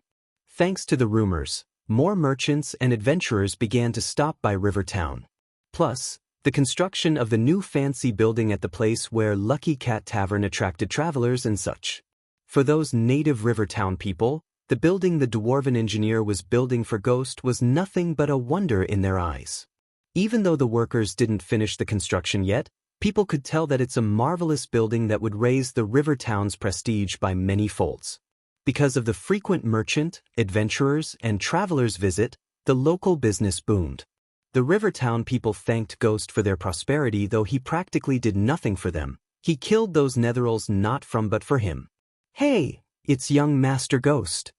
Young Master Ghost is back. Good morning, young master. He's so handsome. Ding. Congratulations to the host for successfully being a badass. The reward is 500 badass points. Ding. Congratulations to the host for successfully being a badass. The reward is 600 badass points. Ding. Congratulations to the host for successfully being a badass. The reward is 300 badass points. Ding. Congratulations to the host for successfully being a badass. The reward is 200 badass points. People on the streets of River Town quickly greeted him and Gaia with a wide grin on their faces. Just by walking the streets, his reputation earned him badass points. This was why the system kept urging him to take risks, explore the world, and engage in battles. If this small town could give me 5,000 badass points just by walking through the streets, how much would I earn in the big cities? Michael's eyes glistened in glee. Master Ghost, you're back. Just when he was nearing the Lucky Cat Tavern, he heard a familiar voice and turned to see the golden-haired girl walking towards him, carrying a bunch of iron tools in her hands. How are you, Gloria? Thanks to Master Ghost, I have no worries. Good morning, Miss Elia. She answered Michael with a bright smile, and then she greeted Gaia with the same bright smile. What are these? Asked Gaia. These are tools of Lord Fover. I just went to the smithy to get them fixed. Michael recognized none of these weird tools. He had never even seen them before. His curiosity piqued to see the 3-star builder and the restaurant he was building for them. Chapter 136. The air was filled with hammers hitting the stones and iron. Upon arriving at the construction site, Michael saw the bare bones of the building. The wooden planks, iron beams, and half-built walls which were glistening in the daylight radiated certain charm. The building resembled a rectangular prism. On the long sides, there were 5 arched windows. Each window was approximately 3 m wide and 7 m in height. On the front of the building, there was 1 arched door between arched windows on each side. The building was lifted by a 3 m foundation so one could enjoy the view of the river clearly. On the far end of the building, Michael noticed the vents, stoves, and ovens being built by another set of workers. Michael walked up the few stairs to enter the building when he saw a couple of carriages stopping in front of the building. Both Gaia and Michael frowned at this sight. The carriages had scratches, burn marks, and cuts all over them. It was evident these carriages were attacked. Soon, people slowly came out of the carriages, wounded. This scene attracted the people of River Town. Few of them stepped forward to support the wounded soldiers. Gaia's face instantly turned cold the moment she saw the people taking out dead ones from the carriages. All the dead bodies had deep cuts, burned marks, and severed limbs. Following the dead bodies, a short, sturdy man with a large beard jumped out of the carriages, carrying a huge battle axe. The short man compensated for his lack of height with his muscles. The man carried that huge-ass battle axe like it had no weight. Dwarf, Michael mumbled under his breath. This was the first time he had seen a dwarf in real life. The dwarf was exactly like one of the dwarves in the Lord of the Rings movies. Fover, what happened? Gaia asked as the dwarf put the battle axe on the ground, producing a loud thud sound. Bandits happened, lass. Ye told us there be nae bandits between here and Bradford. Bandits? After Jane sent bandits to harass their customers, Gaia personally went to the forests surrounding the Sunrise sect as well as the forests surrounding the river town to kill every single bandit. She was sure there are no bandits to harass them until now.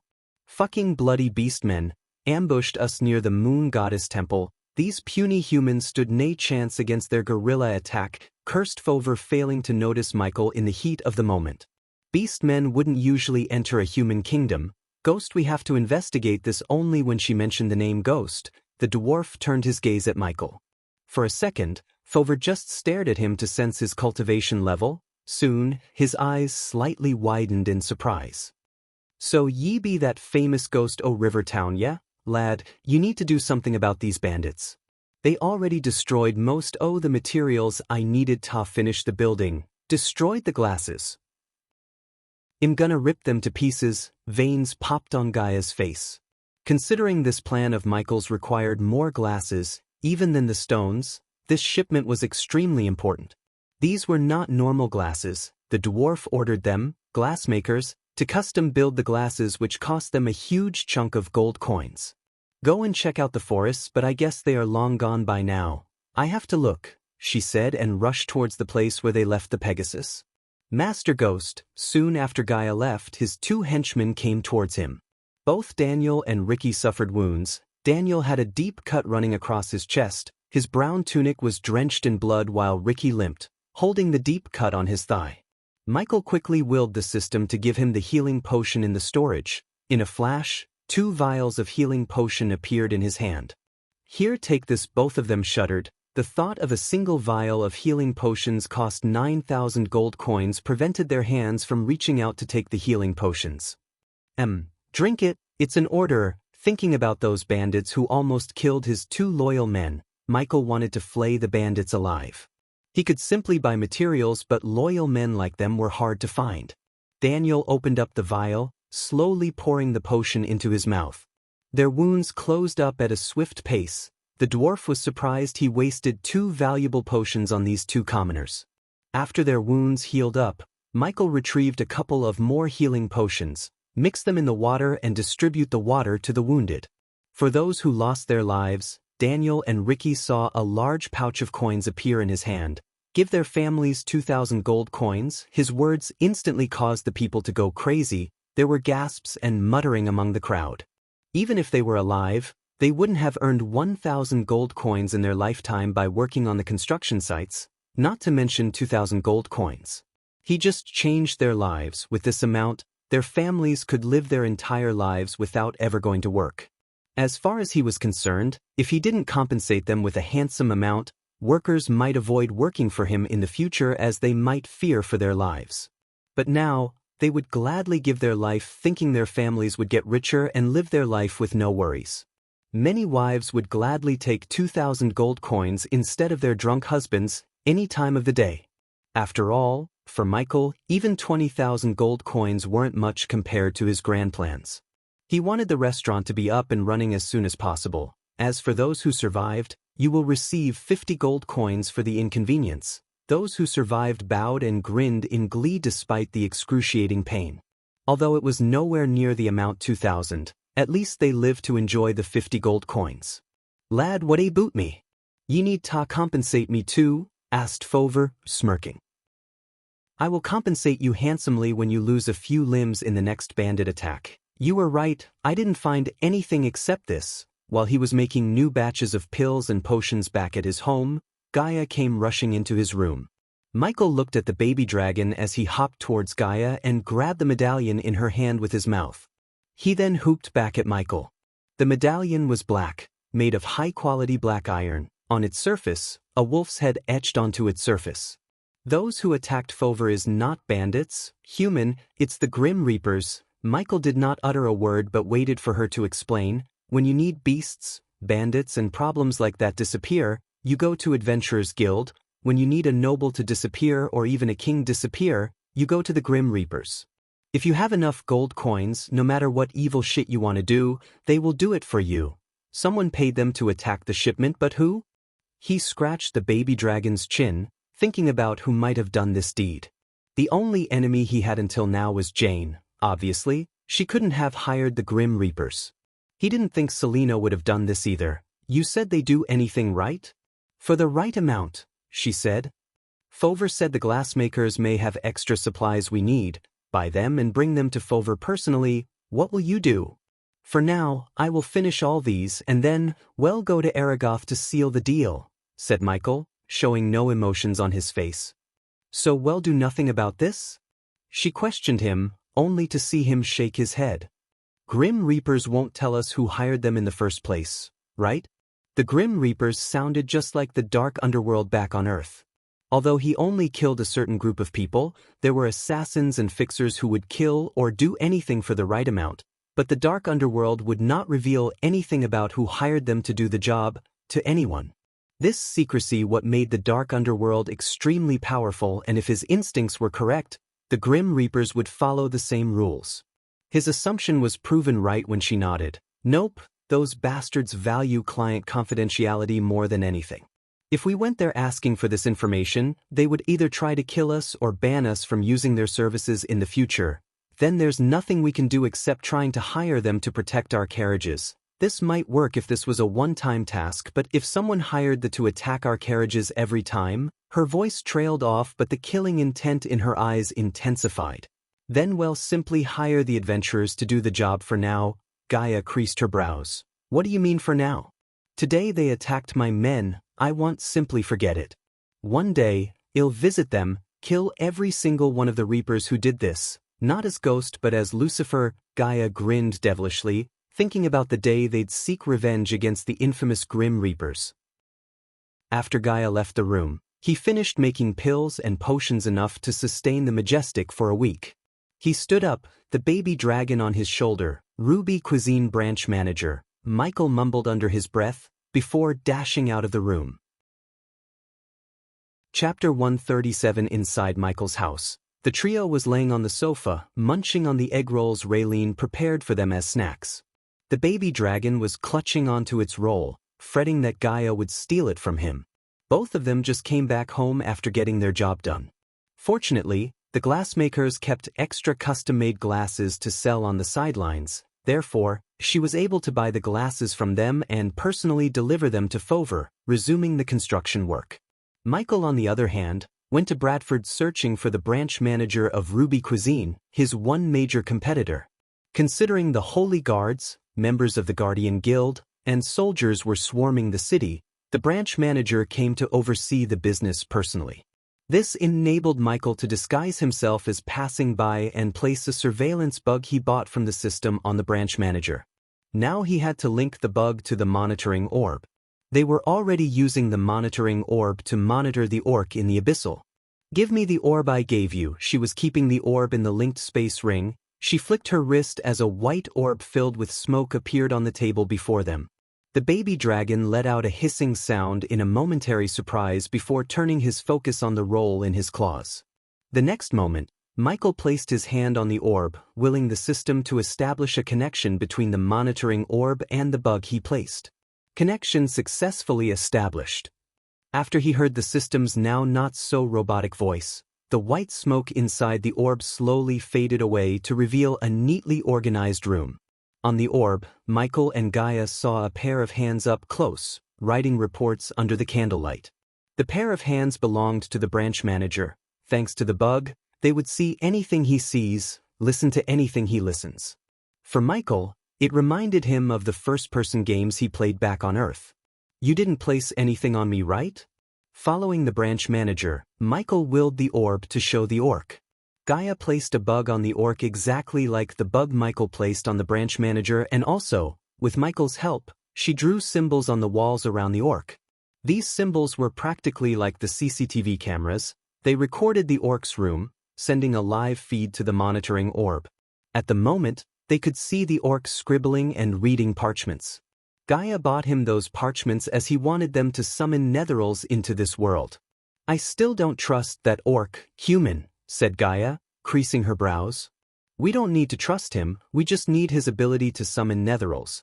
After the system went haywire when he tried to recruit the orc as his subordinate, he ultimately decided not to try that again. That didn't mean he had no ways to make sure the orc stays in line. As far as the orc serves him loyally, Michael would give the orc a seat in the organization in the future. If he didn't, he would simply kill the orc and be done with him. After all, killing netherals was not only the way he could gain experience points. Alright, it's time I met the orc again. Realizing they were preparing to go to a new place, the baby dragon excitedly bounced up and down. Sorry, baby dragon, I can't bring you with me yet. For now, stay with sect leader Claire. The baby dragon protested, but ultimately he nodded like an obedient child. Good boy, Michael patted on his scaly head. He then took the baby dragon with him to drop him off at Claire's home before going to the dark forest. Lord Lucifer, Your Highness. Michael was sitting on his abyssal throne when Dalar came to greet him. Gaia stood beside Michael wearing the female version of Lucifer's suit of armor. Seeing the two pairs of red eyes staring straight at him, Dalar couldn't help but shiver in fear.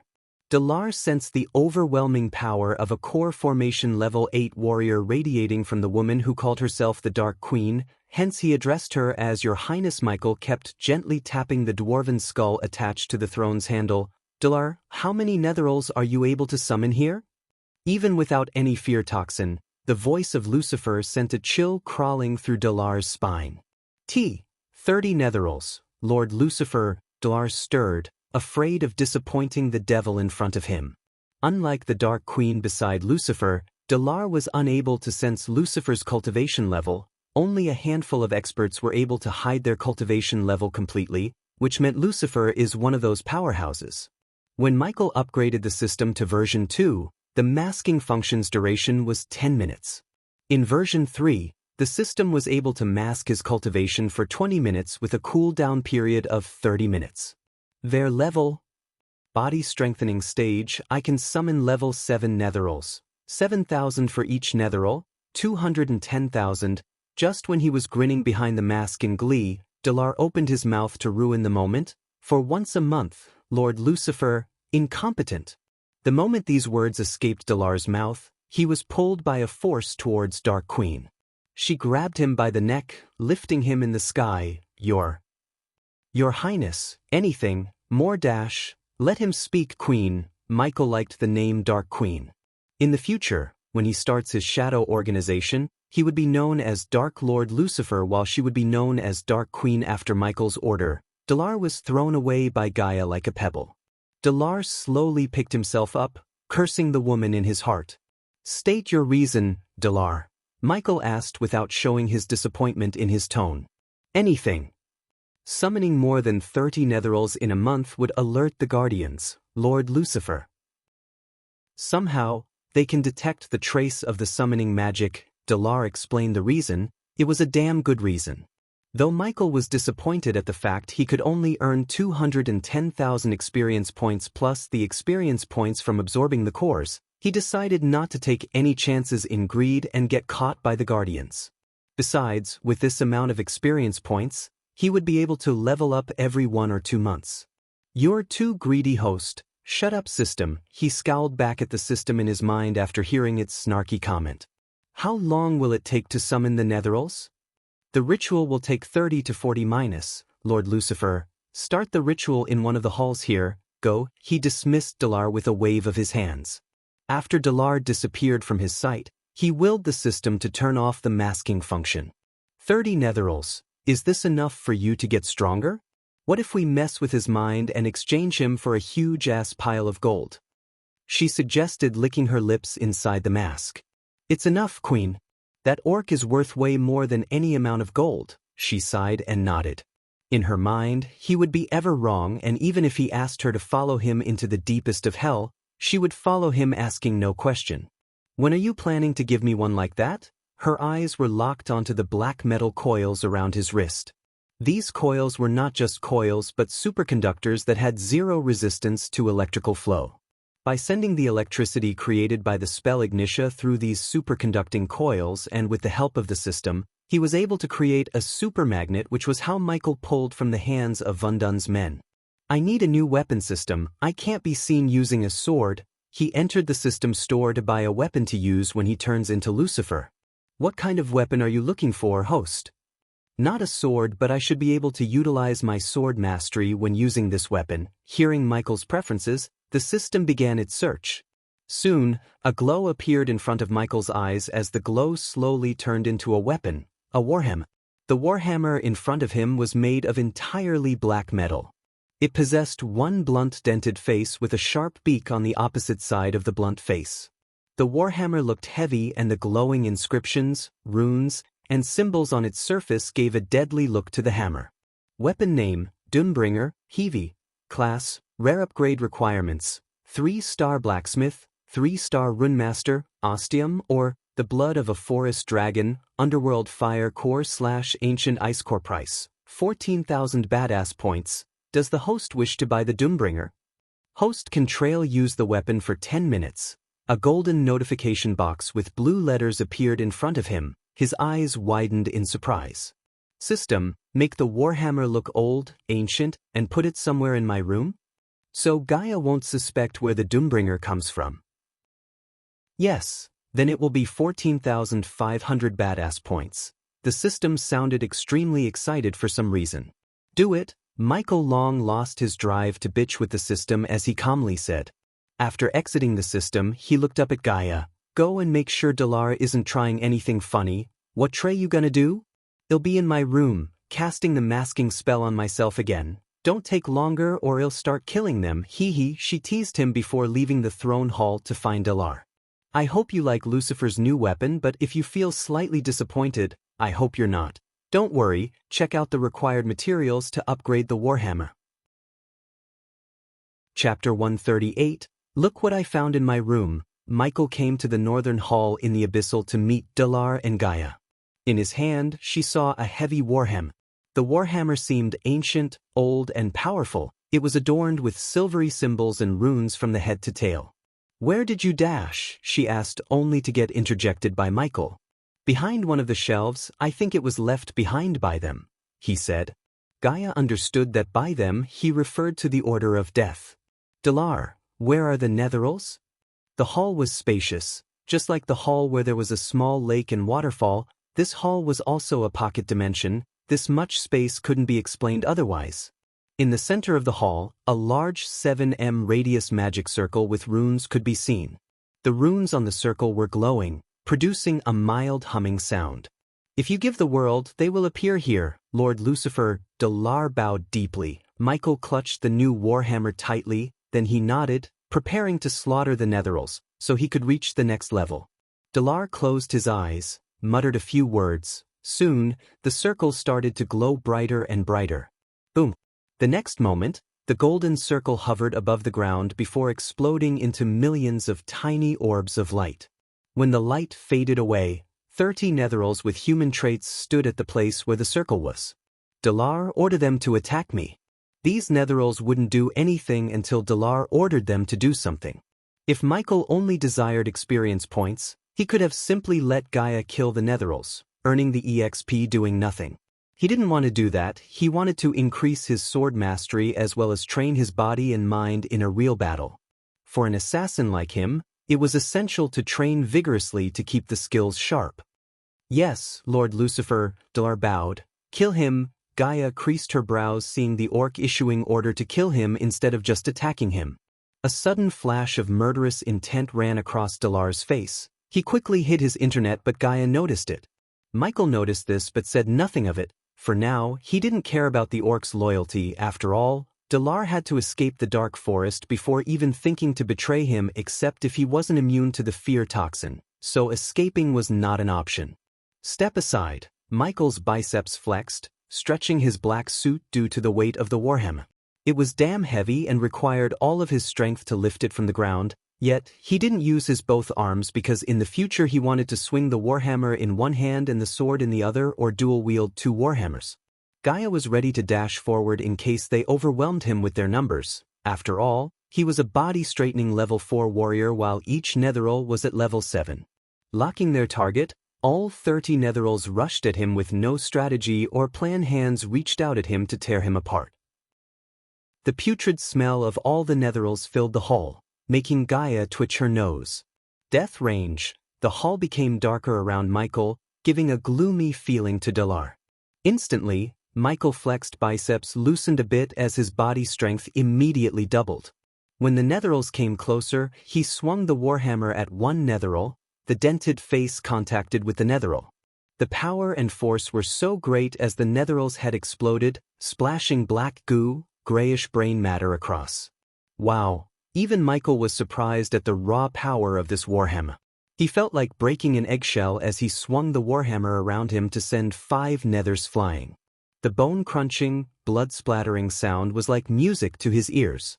Ding! Congrats to the host for killing a body-refining stage, level 7 Netheral. The reward is 7,000 experience points as well as 100 badass points. Ding! Congrats to the host for killing a body refining stage, level 7 netheril. The reward is 7,000 experience points as well as 100 badass points. Ding! Congrats to the host for killing a body strengthening stage, level 7 netheril. The reward is 7,000 experience points. Ding! Congrats to the host for killing a body strengthening stage, level 7 netheril. The reward is 7,000 experience points as well as 100 badass points. Ding! Congrats to the host for killing a body strengthening stage, level 7 netheril. The reward is 7,000 experience points as well as 200 badass points. There was no slowing in his movements. He threw the warhammer at the remaining netherils. His throw had enough momentum and power to bash 3 netherils back to back before falling to the ground with a loud thud sound. Dalar expected without his hammer he would be vulnerable, at least a bit, but the next moment Michael lost his warhammer, he grabbed the nearby netheril and used the netheril as a weapon. He swung the netheril, forcing the other netherils to stumble back before ripping the netheril in his hand into 2 bloody pieces.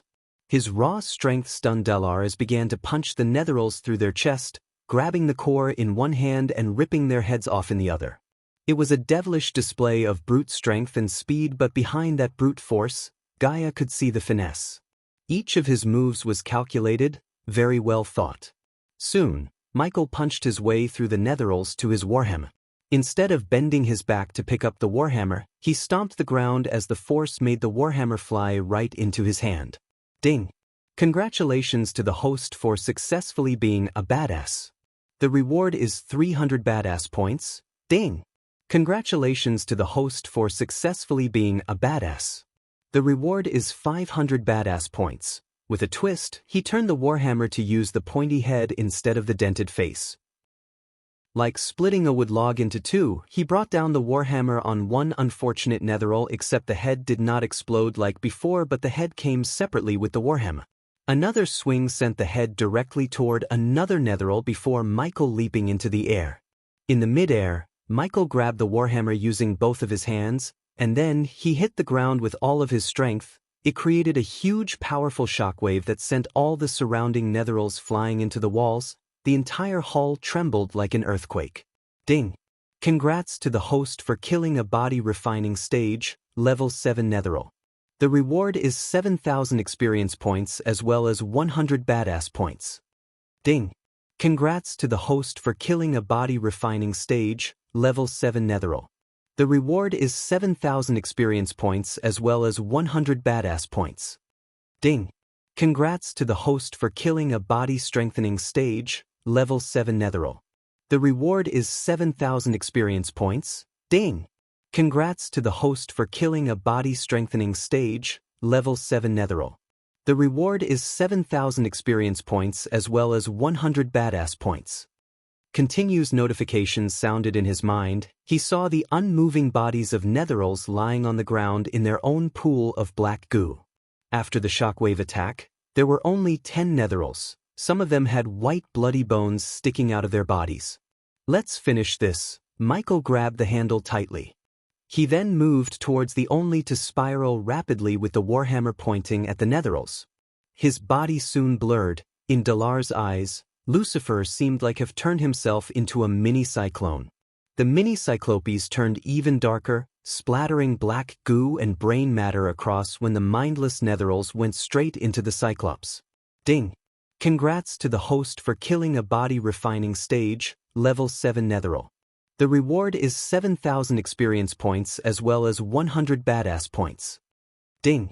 Congrats to the host for killing a body refining stage, level 7 netheril. The reward is 7,000 experience points as well as 100 badass points. Ding!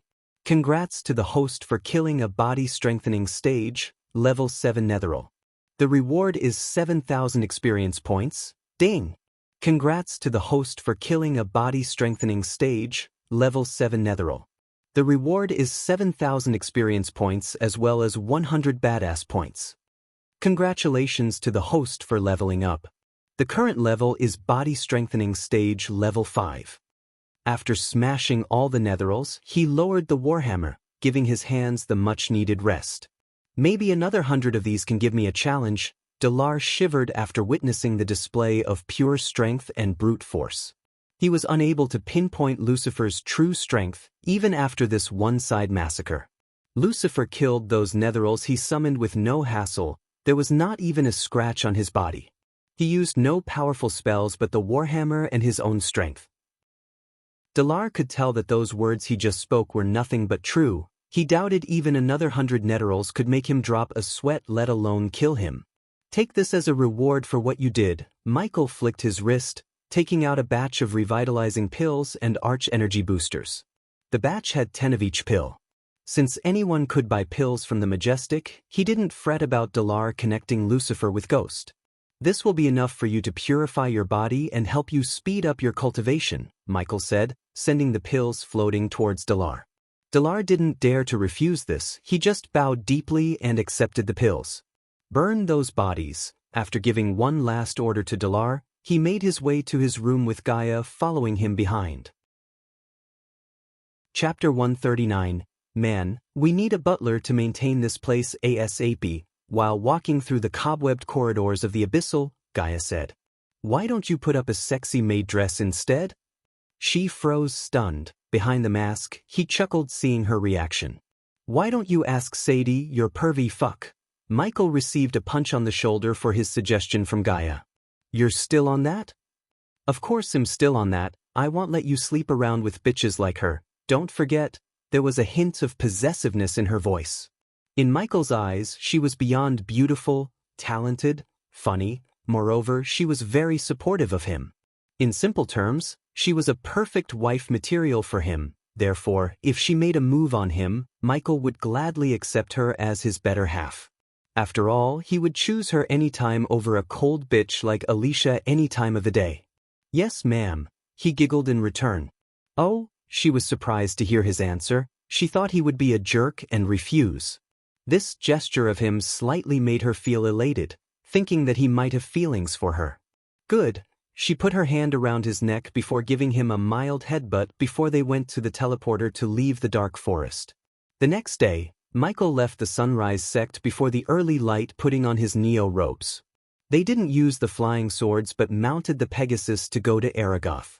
Of course, Gaia packed her snacks, which included varieties of appetizers, desserts, main courses, and beverages to drink. Since this was the baby dragon's first long trip, he was beyond excited. He showed his excitement by showering Michael with kisses and bites. Aragoth was located in Kingdom Draddle. Although Draddle was the nearby kingdom of Breedia, it was still 2 weeks flying from the Sunrise sect. The travel was mostly uneventful unless one counted the baby dragon throwing up occasionally because Gaia did barrel rolls with the Pegasus as well as the baby dragon biting her ears as a payback. 2 weeks later, around noon, Michael, baby dragon, and Gaia had finally arrived at the Aragoth. They landed at the foot of the tallest mountain that resembled the shape of a sword pointing at the sky itself. The surrounding had splendid mountain ranges and tall mountain peaks. The natural arch energy was rich on top of the mountain. The mountains were surrounded by light fog all year long. This place truly gave off a divine and superior feeling. This mountain range was called the Sword Mountains. Countless mountain peaks spread across the top of the Sword Mountain. Just like the founder of the Sunrise sect, it was said that the founder of the Aragoth had also discovered an underground energy vein here. Therefore, he occupied this mountain range and established the eternally prosperous Aragoth. The energy vein, aside from it being able to provide the best cultivation environment and gather natural energies, was also a representation of fortune. Many powerful sects and families had occupied land with energy veins. This was the reason why they were eternally prosperous and had produced countless geniuses. Another stunning place. Michael and baby dragon stared at the beautiful scenery filled with light fog. He couldn't help but praise it. "Hoo," baby dragon nodded, basking in the beauty. "Stop staring, you two. This is nothing compared to the Dash. Nagaland, yeah, I know. You've said this almost 100 times now," Michael interjected, teasing her with a chuckle. She rolled her eyes and descended to the ground. "Go no further." Just when they had ascended half the mountain, they heard a loud shout. and then 3 young men dressed in white clothes with a symbol sword etched on their chests walked towards them with arrogant expressions. Identify yourselves and state your reason to be here at Aragoth. Is that a dragon? Michael's vision landed upon these 3 men, and he instantly discovered that they were only body-refining stage warriors. They were probably amateurs, as talented disciples of the Outer Circle wouldn't be guarding the entrance here. However, as the disciples of Aragoth, even just being a novice disciple would be enough to make anyone proud of themselves. There were talented people amongst the novice disciples, and many of the current Outer Circle disciples and Inner Circle disciples were actually novice disciples at one point. Hiss!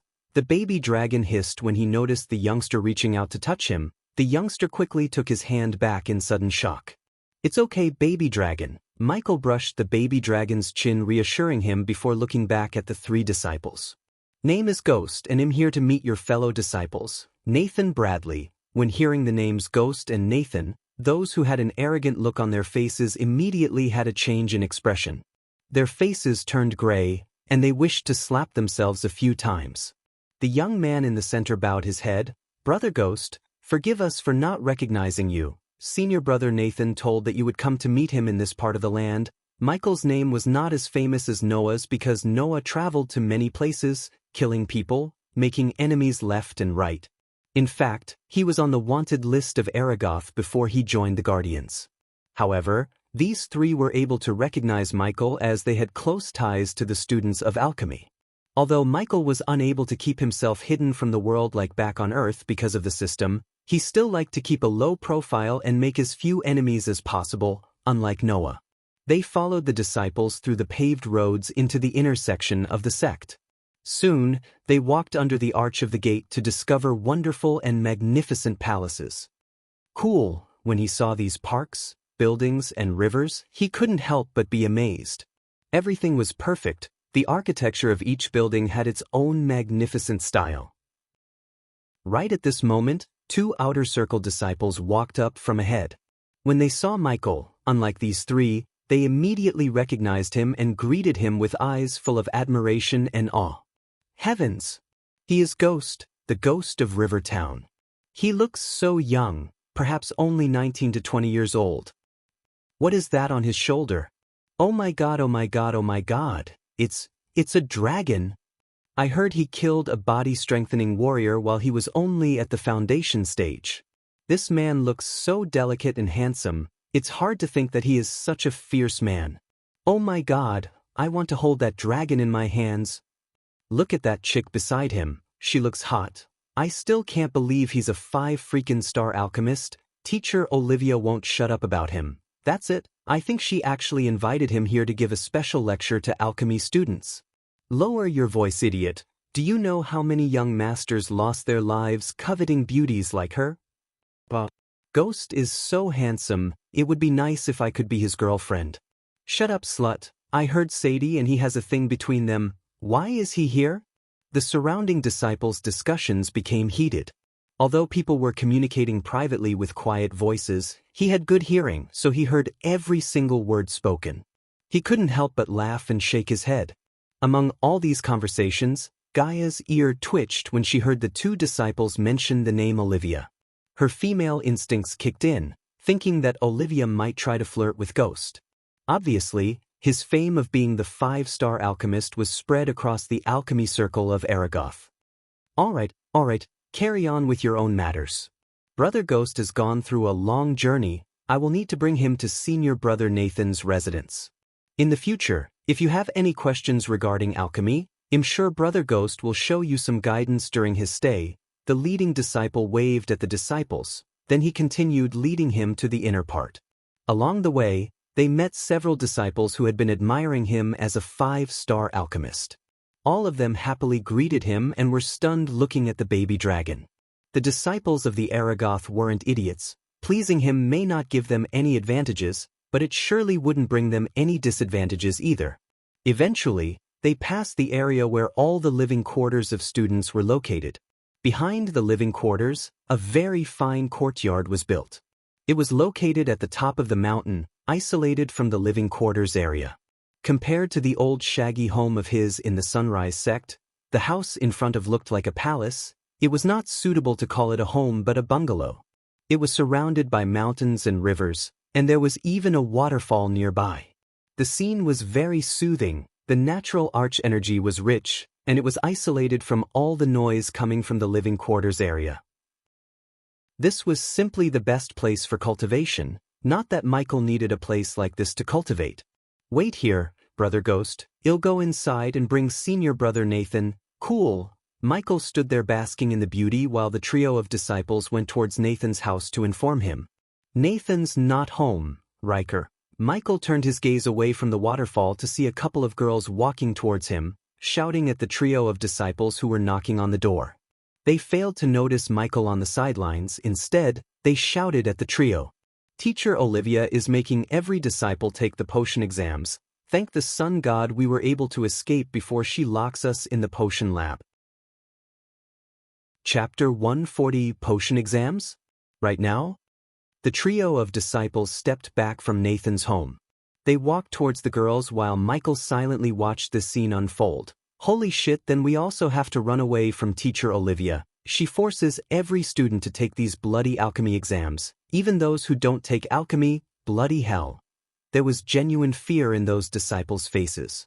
Brother Go Dash, it's okay. Just point me in the direction of the potion lab, Michael chuckled, asking the disciple to show him the way while they escaped this dreaded exam of Olivia. Ghost. How long were you? The three girls were stunned to hear the voice from behind. They turned back, almost jumping back in shock. Hello, Michael gave a short wave at the girls who were staring at him and the dragon with open mouths. Instantly their faces turned red as they started breathing heavily. What? You haven't seen a guy before? Gaia got irritated looking at these girls almost having an orgasm just by checking him out. Her voice immediately brought back the girls from their trance. Cold sweats could be seen on their rosy cheeks. They stuttered, "Oh, sorry Brother Ghost. Can you give us an autograph?" One of the girls reached her hand out while the other handed him over the quill. Sure, only on hands. Gaia saw one girl lowering her top to show off her cleavage. She knew the girl was going to ask him to sign her ample chest, but Gaia's eyes made the girl correct her dress in an instant. Lucky bastard, thought the three male disciples, sighing in envy noticing the fire in the girl's eyes. Ooh. After the disciples showed him the direction to go to the potion lab, they ran as fast as they could to escape the exams. While he was on the way, the baby dragon nudged his ear, making a weak groan. What's he saying? He said that he wants to sleep. She didn't even turn to look at the baby dragon on his shoulder, she just shrugged and said, "Are you okay?" Michael creased his brows, asking the baby dragon to see him nod his little head. Well, you must have been tired. Michael gently grabbed the baby dragon. He then placed the baby dragon in his coat inner pocket, the baby dragon's favorite cozy place to snuggle and sleep. Who is this Olivia? Michael asked surprised. A few moments ago, this place was buzzing with disciples and life, but now, it turned into a ghost town. Not a single disciple could be seen roaming outside except for Gaia and him. Do you think she's beautiful? He asked, teasing her for his time pass. Why do you ask? He could hear the gritting sound of her teeth. She clenched her fist, ready to pounce him if he tried to bang Olivia, just like he did with Sadie. What do you think? He said, slyly winking at Gaia to flame the fans of her jealousy. Just like he planned, she gnashed her teeth. You lecherous fuck. She couldn't control herself after seeing that wry smile on his face. She put her head into his arms and started to punch him on his gut. Of course, she didn't use her full strength but only enough to hurt him a little. Michael on the other hand laughed and kept knocking her on the head. Ouch, squealed Gaia, continuing to rain punches on his gut. You too. Suddenly a shout came from their back while they were playing. They immediately stopped what they were doing. They turned back to see a green-haired woman with an almost perfect hourglass figure walking towards them. Her shiny lush green hair fluttered in the wind. The golden robes were contrasting to her hair. She seemed to be in her early 30s or late 20s in Michael's eyes. She was a tad bit shorter than both Michael and Gaia, plus, she had hazel eyes behind those round glasses, sharp eyebrows. She was beautiful, not on the same level with Gaia or Alicia or even Claire, but she was definitely prettier than Selena or Nyla. Many loved green or pink-haired girls, but he always held a thought that these hair colors are just weird and spoil a girl's beauty. Michael looked closer, tracing the arch energy in her body to find she was at core formation level 7, only a few months cultivation away from reaching the next level. Where do you think you two are going? Who dash? Gaia's question was interjected by the woman. Shut up, I don't want to hear any excuses, you can't escape this exam. Michael realized this woman is the famous teacher Olivia who made the disciples shudder in fear. But we are dash. Again, the woman stopped Gaia before she could finish her sentence. She stared at Michael for a moment before speaking. You must be one of those disciples who think so highly of themselves because of their talent for cultivation. He knew there's no stopping this lady as she went on. You may know hundreds of powerful battle spells, but no spell would close a wound in your body. If you don't have a basic knowledge of alchemy to find a herb with healing properties, you sir will die. Unless, of course, someone bails you. You rich kids always need saving, no self-dependence at all. Gaia wanted to slap Olivia to make her stop, but Olvia's status as a teacher of Aragoth saved her from getting smacked from Gaia. If you don't finish brewing a basic healing potion by the end of this day, you won't have any resources for your cultivation for the next 2 months, plus, detention, lady. The moment Gaia opened her mouth to address her as lady, Olivia grabbed the snake's ear, twisted it. The girls are worse than the boys, no respect for their teachers. Michael wanted to save Gaia, but his instincts told him to exploit Olivia's misunderstandings to earn some sweet badass points. Shut up and come with me. Take your hands off me, human. Human? What are you, miss? Olivia kept twisting her ears while walking towards the potion lab. Calm down, Ilya. Michael controlled the urge to burst into laughter seeing Gaia receiving a taste of her own medicine from Olivia. You bastard, lady you're. What a foul-mouthed girl. It seems I need to teach you some discipline too. Realizing that her human wouldn't save her and she beat the heck out of this teacher because of her status, Gaia gritted her mouth. No more curses came out of her mouth. I'm coming. Let go. Eventually, after walking for a few minutes, Olivia let go of Gaia's ear after she asked her to. On their way to the potion lab, Olivia hunted down a few other disciples who were unfortunate enough to get caught. Olivia chewed them down, explaining why alchemy is important for all of them regardless of which specialization the disciples preferred. Michael realized that she's trying to make alchemy a compulsory subject in Aragoth. Many displeased seemed to disagree with Olvia's plan, but Michael could only pity these ignorant disciples. Before learning alchemy through the system, even he was ignorant of the power of alchemy, but soon he was proven wrong, very wrong. Alchemy was such an overpowered skill to have. He knew potion or pills to overcome almost every problematic situation. If you want to temporarily increase the cultivation level, there was a potion for that. Are you born ugly? Don't worry, there's a pill to make a girl pretty and a boy handsome. You want to fake death? There's a pill for that too. Michael thought. If one was willing to make a necessary sacrifice, one could do anything with alchemy. Even though many would argue that rune mastery was the most overpowered specialization, Michael would argue otherwise because his most powerful weapon was created through alchemy, the fear toxin, not to mention he was earning a shitload of gold coins because of his alchemy skills. Of course, he couldn't care less if they don't want to learn alchemy. After all, the fewer the alchemists in this world, the more the demand for him. Intentionally walked behind all the disciples so they wouldn't recognize him too soon, spoiling the upcoming badass points fest. Olivia had no idea that her idol, the man who she was trying to meet in person ever since she heard about him, was just walking behind her. If she had known it was him, she would have freaked out. Eventually, Michael reached a tall building with an attractive lawn in front of it. The lawn itself showed the prestige of Aragoth as he saw many expensive, uncommon herbs planted as mere decoration. They soon entered the building following Olivia. The air inside was filled with a medicinal fragrance of herbs and alchemy ingredients. They walked into the open door to the wide hallway. Upon the walls were the paintings of older men whom Michael guessed as some famous alchemists. The floor was an old-fashioned parquet with a blend of deep homely browns, and the walls were the greens of summer gardens meeting a bold white baseboard. Finally, after walking through the corridors, they came in front of a classroom and saw the words Potion Classroom written in beautiful calligraphy on the wall above the large green door. Here we go, Michael was hit by massive nostalgic memories of Harry Potter as he stepped into the potion classroom with a faint smile on his face. The classroom was large enough to allow at least 50 students to work, and its walls were lined with pickled creatures and weird-looking herbs in glass jars. In one corner of the room stood a basin into which bluish water poured from a gargoyle's mouth, while in another was a line of 6-feet-tall cupboards. The students who were already inside the classroom were so focused on the task on their hands as they even ignored looking at the newcomers. On the far end of the room, one of the busy students was Nathan. Just like others, he failed to notice Michael among the crowd. Closing the door, Olivia went straight to the long wooden table under a giant statue of a tree. She then flicked her wrist as rows of herbs and ingredients appeared on the table. "Those who are my students, brew a disease cure potion while the others brew a basic healing potion. You can refer to the books on the cupboard over there," she said, pointing at the lines of cupboards. Chapter 141. Keep your eyes on the cauldron. When a few disciples looked up, taking their eyes away from their table, Olivia shouted at them, making them quickly look down.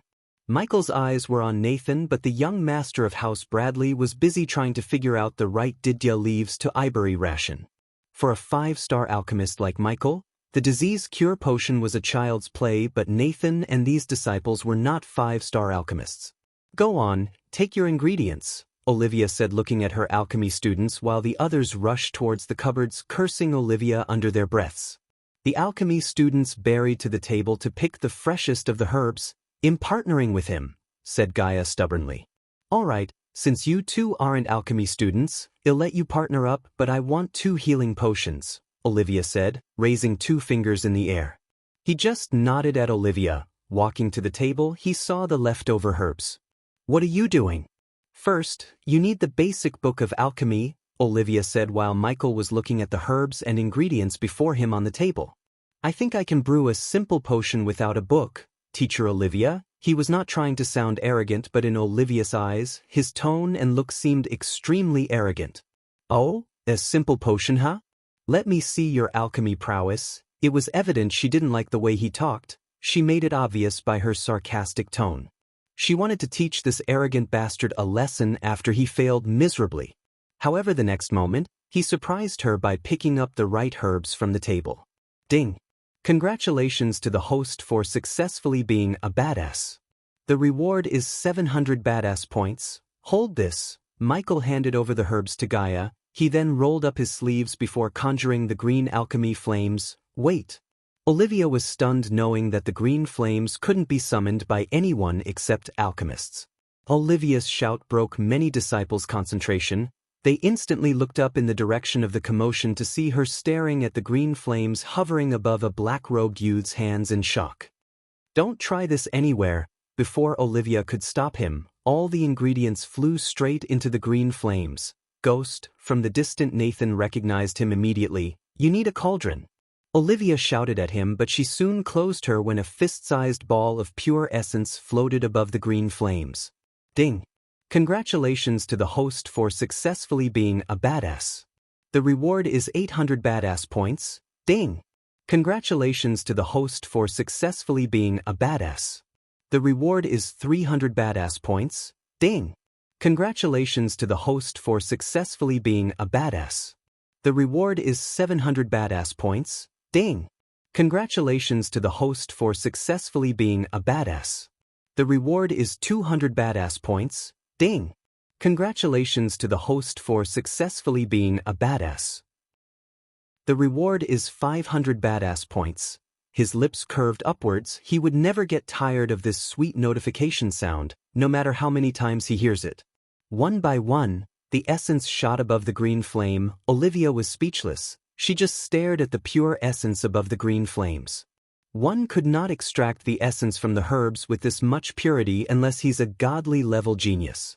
Besides, he used the technique of extracting the essence using no cauldron. She didn't know anyone who could do that except one person, Ghost. But how could he be here? She thought. In the next moment, all the 11 essences that were floating above came closer to merge as one big ball of the essence. Michael flicked his wrist. The green flames slowly faded away.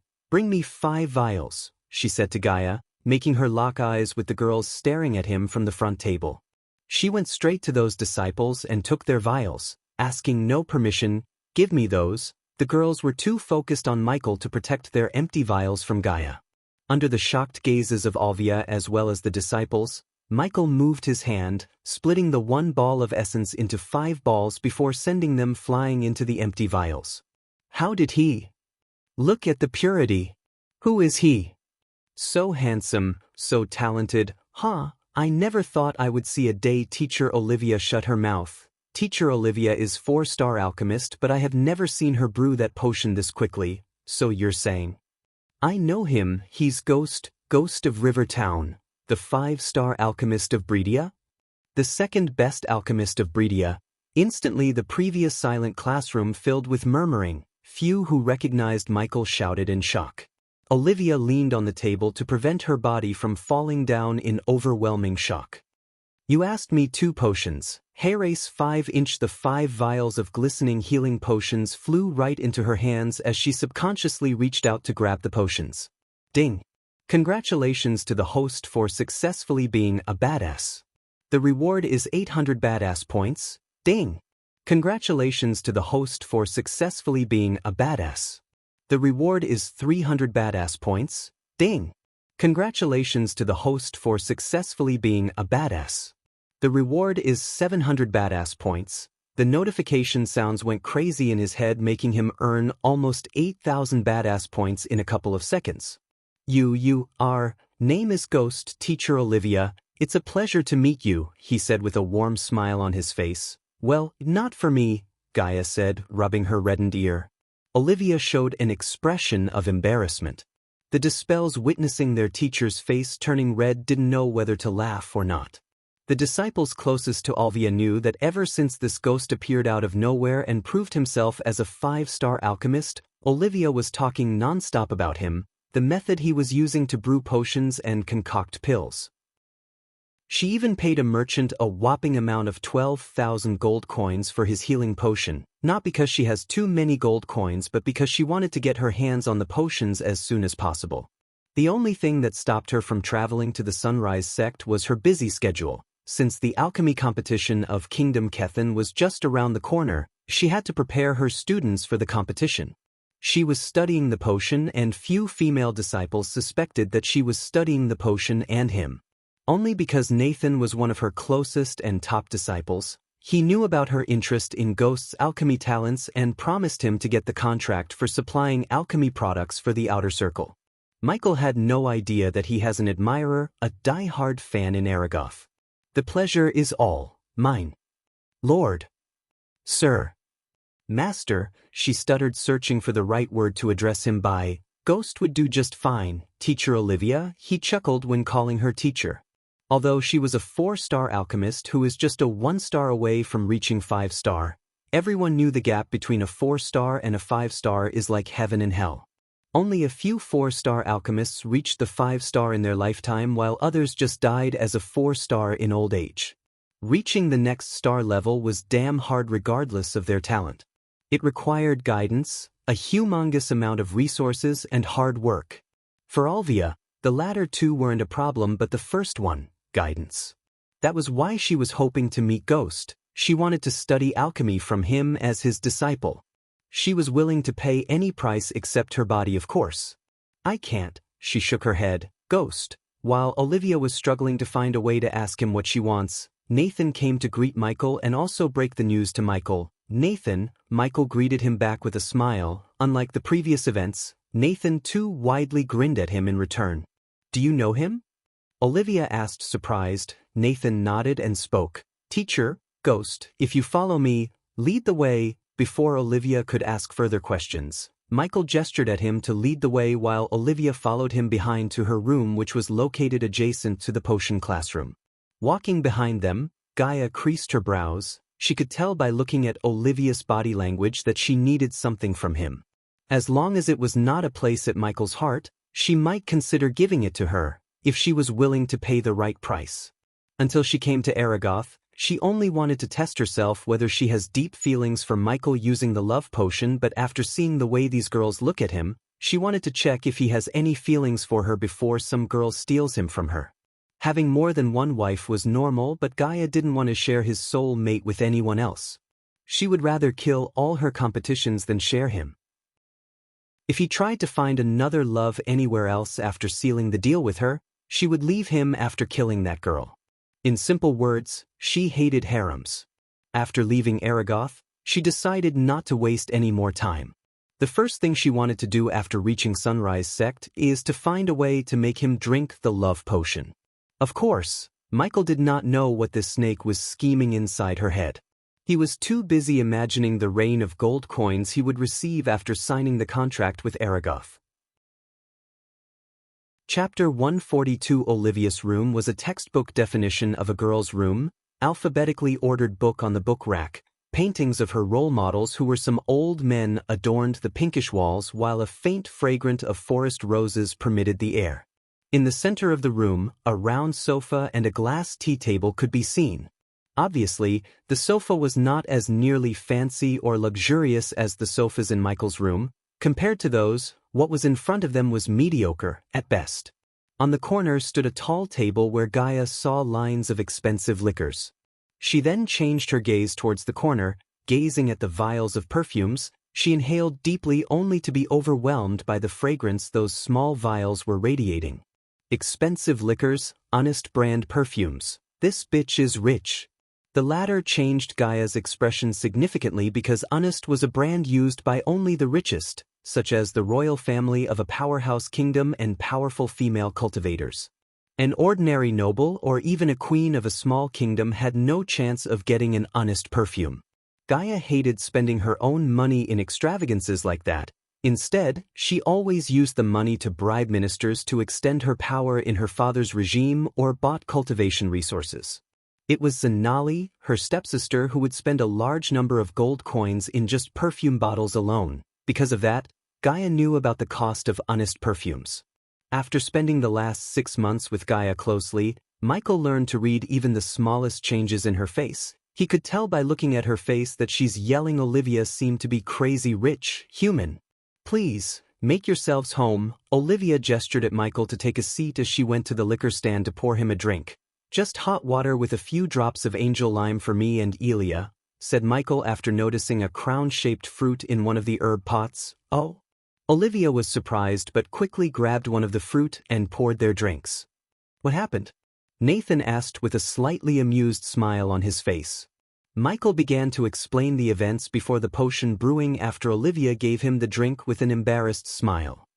Teacher, you should really stop making other disciples take alchemy tests, Nathan said, chuckling at his teacher's little adventure with Ghost.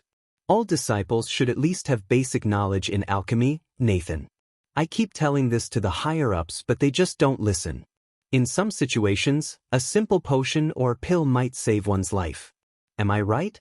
She asked looking at Michael. Her smile grew bigger seeing him nod in approval. Speaking of alchemy, Nathan, his voice trailed off. Knowing the meaning of his words, Nathan turned his gaze towards Olivia. Oh, the contract. Wait a sec. Teacher, tell me where it is. Ilgo, she quickly waved at him before he could stand up. It's okay. Teacher Harms has the contract. You'll get it. Nathan nodded, realizing she wants him to open the matter of tutoring her. After Olivia left the room, Michael opened his mouth before Nathan. She wants something, am I right? Nathan was taken aback by surprise, but soon he chuckled. That obvious, huh?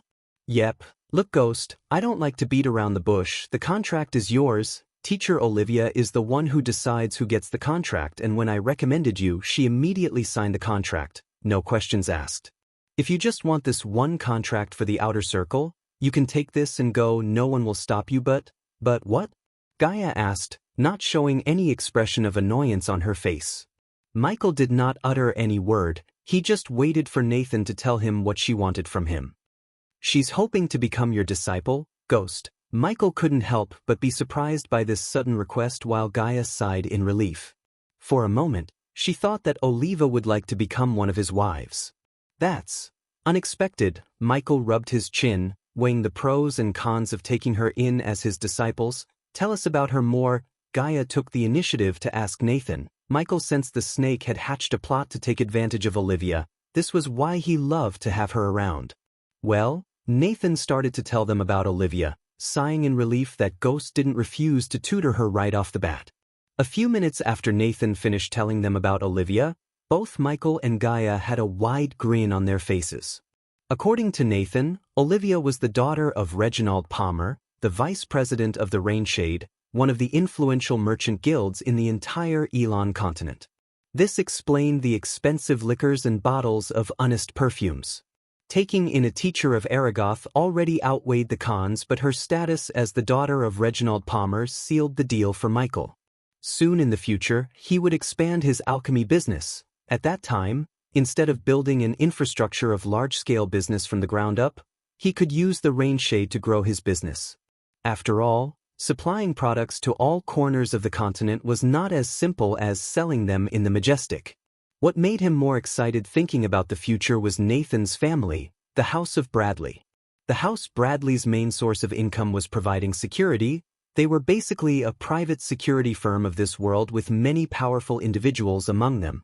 With House Bradley and Rainshade, he would be able to get his business up and running without worrying about security or nooks and crannies of business.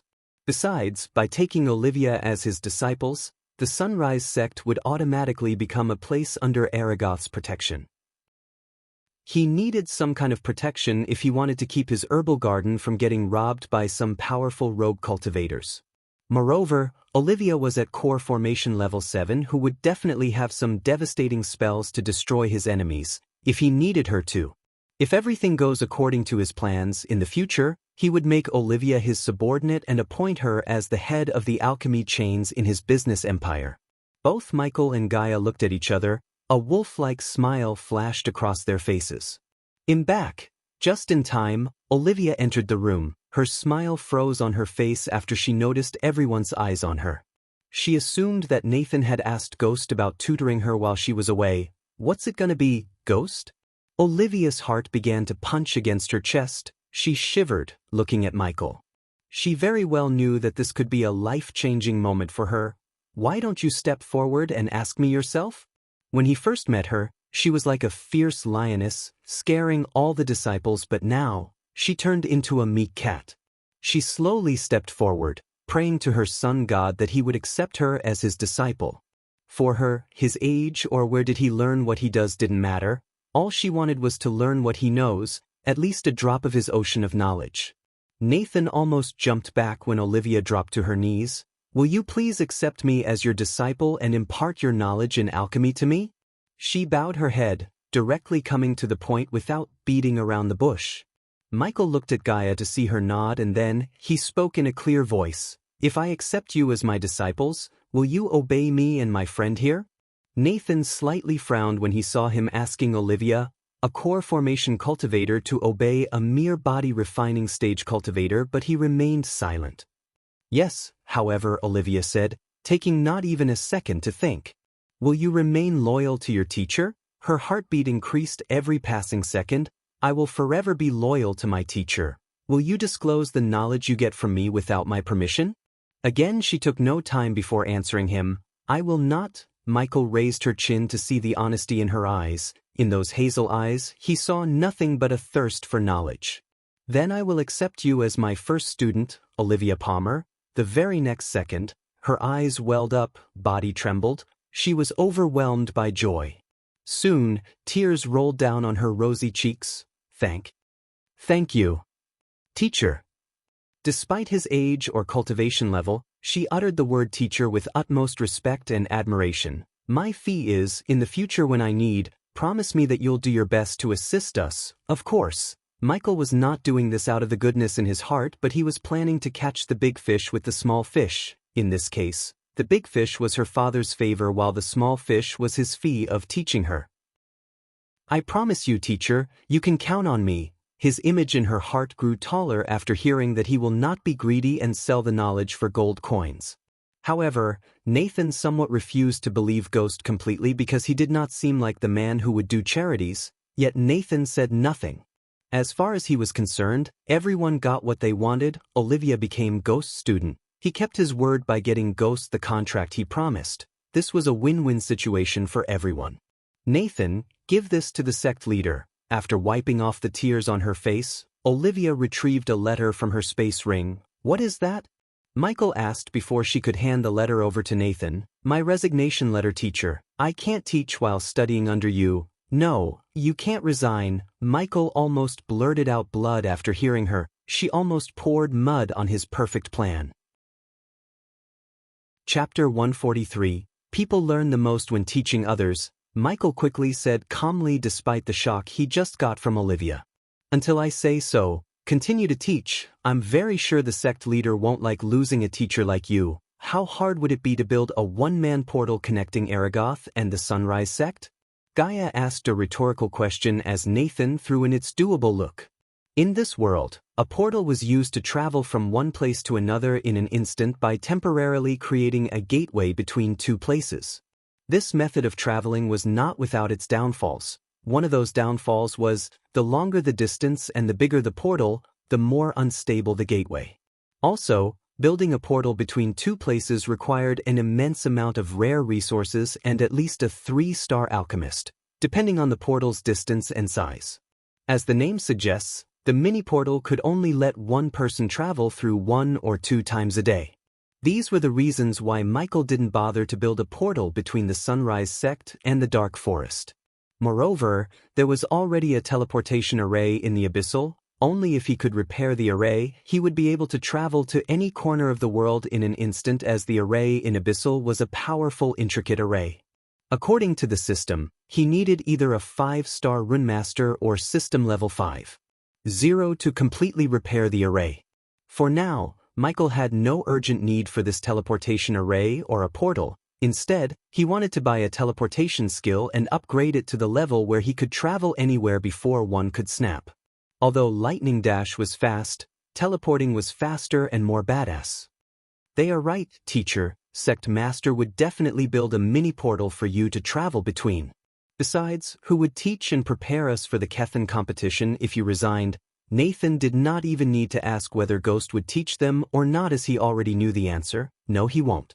Nathan was right, because Michael would rather eat, sleep and train rather than prepare a bunch of youngsters for a competition. "How much time do you spend here teaching?" Michael asked. 3 hours a day. "I'll spend the rest of my day cultivating and studying," Olivia said with a faint smile on her face. Just by looking at her face, Michael could tell that the higher-ups would definitely build her a portal. After all, resources and gold coins were not something Aragoth lacked. "All right, take a few days to settle everything here. I'll come pick you after I visited Nathan's home." Nathan didn't forget that his uncle asked Ghost to visit him as soon as he finishes cultivating. However, Nathan creased his brows after he heard him. "Didn't you say you were going to break through?" "I did." The very next moment, Nathan looked closer at the flow of Ghost's arch-energy. Whoa! Nathan's eyes widened. Looking at Nathan, Olivia looked closer at Ghost to be startled by his cultivation level. "Teacher, I thought you were." "Teacher, you? How?" Olivia was speechless. She heard from Nathan that Ghost was at level 10 body refining stage while they were in Nether Realm. It was only a few days after they came out, yet he jumped from body refining stage level 10 to body strengthening stage level 5. This was too much. This was a heaven-defying cultivation speed. Ding! Congratulations to the host for successfully being a badass. The reward is 700 badass points. Ding! Congratulations to the host for successfully being a badass. The reward is 1,200 badass points. Nathan's world was spinning around him, making him hard to stand still.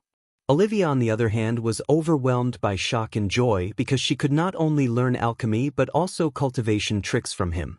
"I hit a jackpot. I'm really lucky," Olivia said to herself. She was not the only one who felt lucky. Nathan's inner voice reminded him about the competition for the next head of House Bradley.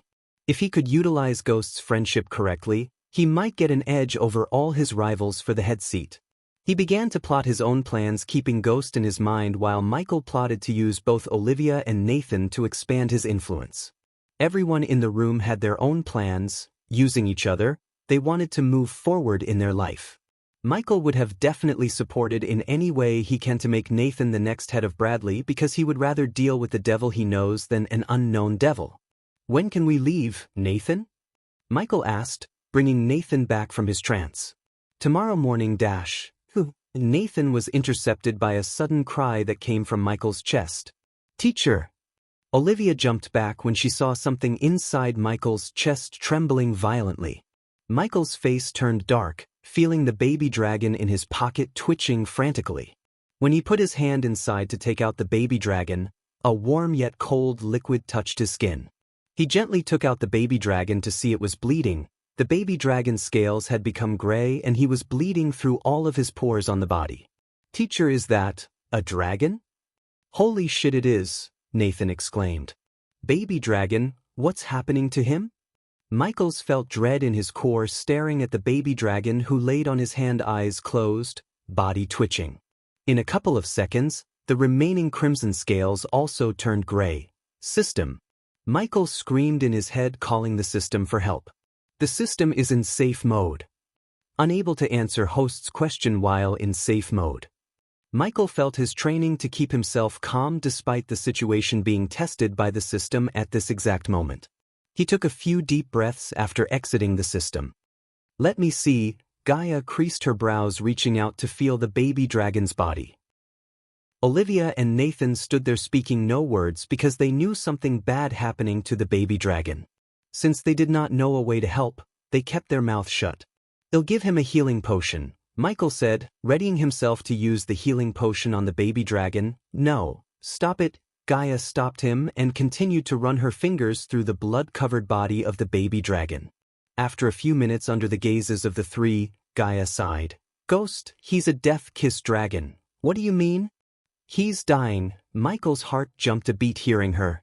Although he only spent a short amount of time with the baby dragon, he felt deeply connected to the dragon. He could not simply forget the dragon's face or the times he played with him. The baby dragon made him happy, light-hearted. Michael knew the dragon loved him more than he loved himself. Maybe it was because both of them were abandoned as a child, never knowing their parents made their bond stronger. Tell me there's a way to cure him. There's no cure for death kiss, ghost. I thought it was weird that he could not fly or absorb arch energy like us, Gaia said. Ever since she met this baby dragon, he couldn't fly like any baby dragons of his age. He would always hop like a bunny to move around. She also noticed that the baby dragon would often fall asleep, spending most of the day sleeping. However, she never thought he was death-kissed. It made sense why Ghost never met the mother dragon near the baby dragon. The reason for that was the mother dragon sensed the death kiss on him and threw him away. It was really unfortunate as only one dragon in a million would get death-kissed. Teacher, Olivia called. Her tone was suppressed, fearing any wrong word would make him mad. Michael turned his gaze away from the baby dragon to Olivia while still cradling the unconscious baby dragon in his hand. There might be someone who could help him. Who? Michael asked. Finally, a glimmer of hope appeared in his eyes. In Royal Land, there's someone called the Doctor. I heard he could perform miracles, cure many incurable diseases, yet many would say he's a myth, but if he's not, maybe he could cure him. I heard about him. Nathan nodded after he heard Olivia. I heard about him too, but even if he could cure him, how do we find the doctor? As you just said, he might be a myth. I have to look for him. I will look for him, and if he exists, I will find him. Michael wasn't in the mood for second-guessing. He wanted to save the baby dragon, any means necessary. But until he could find a way to save the baby dragon permanently, he needed to keep him alive. How much time does he have? Michael asked, looking at Gaia, who clearly knew more about dragons than the three of them combined. In his condition, we can keep him barely alive for another 3 weeks tops, Gaia said as she took out a healing potion from her space ring and poured it over the baby dragon. The grayish scales barely showed a glimpse of the crimson red underneath. We need to do this at least 10 times a day. Nathan raised his brows slightly. A single healing potion cost 9,000 gold coins. This meant Ghost would spend 90,000 gold coins on the baby dragon to keep him alive. This amount was for a single day. If Ghost did this for 3 weeks, he would spend almost 2 million just to keep the baby dragon alive until he could find the doctor, if he exists, that is. Chapter 144. Making the Royal Land his next destination. Michael left Aragoth before asking Olivia to send a message to the Sunrise sect about his sudden departure. This time Michael didn't mount the Pegasus but used his flying sword to soar through the skies with Gaia. Each and every second mattered to Michael. While on his way to the royal land, he tried to probe the system about a cure for the baby dragon, but the heartless system remained silent, no matter how desperate he was to save his baby dragon. Although the system bailed on him when he needed it the most, he somewhat felt the system had no choice but to ignore him. He missed the snarky comments, the little interactions with this greedy system. He hoped the badass system would return to its normal state soon. Good thing he met Oliva at the time when the baby dragon fell ill, or he would have been clueless about how to save the scaly bastard. Surprisingly, Gaia took turns in cradling and caring for her frenemy. He could tell that she's missing the baby dragon despite the pointless enmity between them. Her motherly instincts kicked in, making her worry about the baby dragon. Even after houses of non-stop flying, she only spoke a couple of times with him. The rest of the time, she cleaned the blood off the dragon and gently poured healing potion into its mouth as well as applied the potion on its grayish scale. "Well, save you, Dickie, I promise." When Michael was looking at the distant sky, she whispered in the dragon's ear. She then gently kissed him on the head. "Hoo!" The baby dragon startled her by letting out a weak hoo. "Human, look!" He stopped flying after the sudden shout came from behind. He turned back to see the baby dragon lying in her hands with slightly opened eyes. Michael came to the baby dragon with a loving smile on his face. "Keep fighting, champ. Well, cure you." He too put a gentle kiss on the dragon's head. The three of them hovered in the sky like a family. She cradled the dragon like he was her baby while Michael was the big daddy of this small family.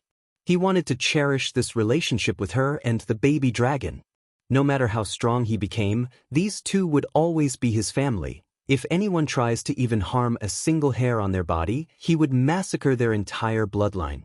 The fire of healing the baby dragon burned brighter and hotter within their hearts as they resumed flying towards the royal land where the emperor resides. Both of them continued to fly, stopping only to replenish the arch-energy in their body. Even Michelle wasn't an exception to this. During these small breaks, she did not eat anything, not even a biscuit. This showed how serious she was. At least something good came out of all this, Michael thought, looking at her cradling the baby dragon. After all, there was no real reason for them to fight in the first place. He was a baby while she was a fully grown adult. They didn't have to carry the torch of enmity between the two races. The baby dragon was acting on his instincts. Gaia, on the other hand, just hated Dragon for no good reason, but he could tell that she's changing. At least she would no longer want him dead. Eventually, after traveling for 5 continuous days, they saw the outskirts of a buzzing city surrounded by gigantic walls. Outside the walls, lush green fields, wheat fields that looked like golden blankets, crisscrossing rivers, and small yet charming houses filled the land. What made the kingdom look extremely vibrant and majestic was the ocean behind it. The rising sun painted the blue ocean and the walls with its golden rays, making the city within the walls look like a city made of gold. However, Michael was not in the mood to bask in the beauty. He wanted to get into the city and began searching for this so-called doctor. Flying is prohibited in this kingdom. We have to walk. Time was in the essence, but they had no choice. They descended to land on a stone-paved road. Lines of fancy carriages with various flags on top of them, groups of people, and merchant carriages moved towards the gigantic main gate made of silvery metal. The two of them barely attracted any attention, as many cultivators like them descended when they reached the outskirts to comply with the no-flying rule. Michael hated to wait in the line behind all these carriages, yet he could not do anything.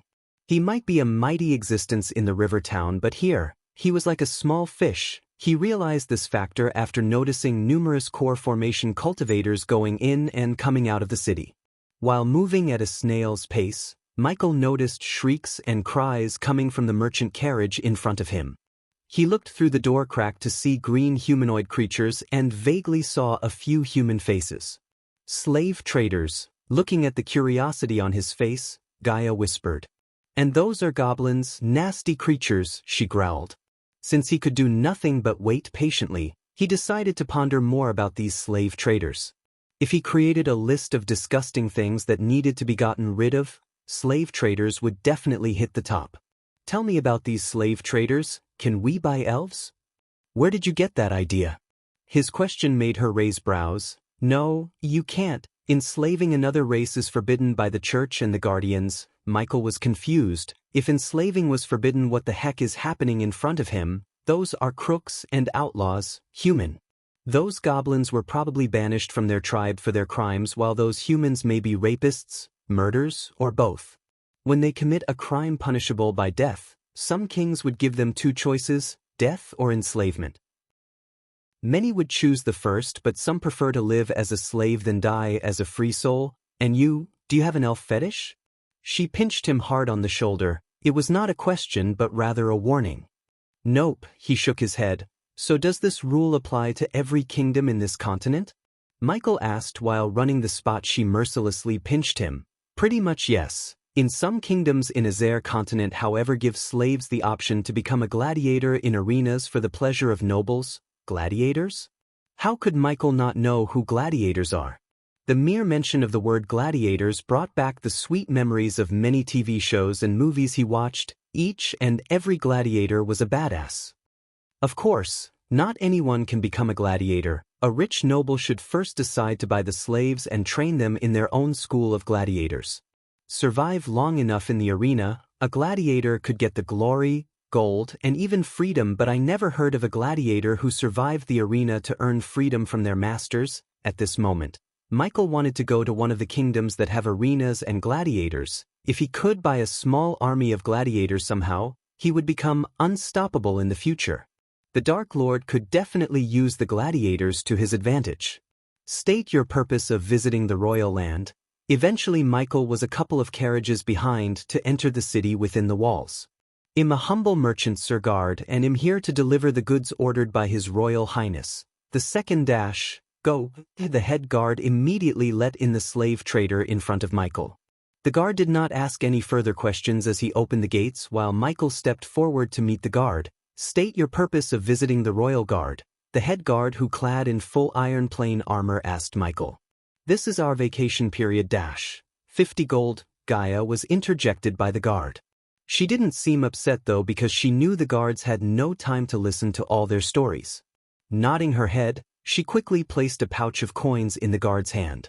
Just by weighing the pouch in his hand, the guard guessed the amount inside. The guard behind the head guard gestured at them to enter through the small door beside the main gate. They were just too lazy and sluggish to welcome these travelers with any pleasantries. The inner city of Royal Land was built along the banks of a mighty river and was truly an architectural metropolis. The skyline was littered with impressive towers and majestic buildings made of marble, as well as stones that shone in the daylight, and more seemed to be on their way. Its charm was matched by the backdrop of pristine skies which have helped shape the city into what it is today. The city itself looked simply gorgeous. Many houses had pinewood rooftops, oakwood walls, and luscious gardens. The streets were paved with stones and filled with a buzzing crowd. Since Michael had no idea of where to find the doctor, he decided to find the place that's filled with rumors and actionable intel, an inn. Chapter 145. Placing the unconscious baby dragon inside his coat pocket, Michael walked along the bustling streets while looking for a tavern. Various shops including smithies, bakeries, bookshops, and other miscellaneous stores were opening their doors to start the business. If this was any other day, he would have entered one or two stores to check what they were selling, but today, his sole focus was to gather any information he could about the doctor and save the baby dragon. Look, over there. While he was navigating through the labyrinth of streets, Gaia pointed at a name board that had the name Old Ship Tavern written on it. From the outside, the tavern looked cheerful, clean, and modest. Small stones and intricate stone carvings made up most of the building's outer structure. It was near impossible to see through the stained glass windows, but the entertainment from within can be felt outside. As they entered the tavern through the heavily used metal door, they were welcomed by excitement and clapping hands. The bartender was a red-haired middle-aged woman who was clearly buried in orders but still managed to welcome them with a wave. It was as enchanting inside as it was on the outside. Squared, stone beams supported the upper floor and the large candles attached to them. The walls were littered with so many different memorabilia. The tavern itself was packed. Travelers like them seemed to be the primary clientele here, which was often a good sign. Several long tables were occupied by what must be separate groups who have bonded over great food and conversation. The other, Smaller tables were also occupied by people who were probably starting to reach the point of having drunk too much, though nobody seemed to mind. Even most of the stools at the bar were occupied, though none of them looked to be minding more company. The air inside the tavern was filled with freshly baked bread, boots, and ale. On the other side of the large tables, people, mostly drunks, were dancing and singing along with the band of bards. Michael and Gaia managed to find stools before the bartender. "What can I get you too?" The bartender woman finished serving the others and came to Michael. Information. Michael slid a gold coin toward the woman. He did not waste any time exchanging pleasantries given the dire situation. "And water with lime if you have any," Gaia ordered. Since Michael didn't drink any liquors, she also stopped drinking them, and instead, she got used to just hot water with lime, just like him. Putting the gold coin into her pouch hanging on her hip, she grinned brightly. "What do you want to know, young master?" She changed the way she addressed him because of the gold coin. Obviously, a commoner or a typical adventurer wouldn't just give a gold coin just like that. "Tell me everything you know about the doctor." "Another one." The man behind Michael snickered, taking a long sip from his mug. "Ignore that one, young master." The bartender glared at the man, wordlessly telling him to mind his own business. "Well, young master, no one know much about the doctor, but I'll tell you what I heard about the doctor. It might be just a hogwash or God's honest words. Even if they were just hogwash, Michael had no choice but to listen to them. At the moment, Michael and Gaia were waiting in a dark alley between two large buildings. Back at the inn, the bartender told them everything she knew and heard about the doctor. Most of what she told them seemed outright exaggeration or simply lies spewed by some drunkards, because who would believe an angel with pure white wings came from the sky and healed a drunk in the alleyway? In one story the bartender told them, the doctor brought a dead man back from death. Although Michael was desperate, even he couldn't believe that one could bring the dead back to life unless that person has a system that's fully upgraded, which was impossible. However, the conversation with the bartender was not all waste, as Michael got the names of everyone who's claiming that they were healed by the doctor. For another extra 5 gold coins, the bartender gave the names and where to find most of them. While they were waiting in the dark alley, a back door of the building left to Michael opened vaguely, revealing a figure of an old man. Gaia stepped towards the old man with no expression on her face. Despite the darkness in the alleyway and the old man's age, he grinned instantly, looking at the young girl walking towards him. "Are you lost, little girl?" Boom. In a flash, Gaia's hand grabbed the old man by his neck, slamming the old man against the wall. "Answer my questions," or she placed a dagger on the old man's wrinkly throat. Anything. The old man got his hangover cure just like that. "What do you know about the doctor?" asked Gaia. The old man shuddered to look at the vertical slit pupils which resembled the eyes of a venomous snake glowing in the dark. "Where and when did you meet him?" Michael asked the old man with a soothing voice to calm the old man down a bit. Near the orphanage. I saw someone healing an orphan." In the story the bartender told them, it was this old man who got healed by the doctor, not an orphan. "Tell me what he looked like?" Gaia still had her dagger touching the old man's throat while asking. "I didn't see his face." She instantly saw the old man withholding something by sensing the slight change in his voice. She had dealt with politicians and powerful cultivators ever since she was born, so she could find out when a commoner like the old man was lying to her face. "You don't want to hold back anything, trust me," she said. This time her voice was colder. "I heard music." "What kind of music?" asked Gaia. Like. Ding. Michael didn't know whether to laugh or slap this old man for his music knowledge. Knock him out and threw him the dumpster. Chodek. The old man's world completely became dark before he could even raise a finger. Just as he told her, she knocked the old man and threw him into the nearby dumpster.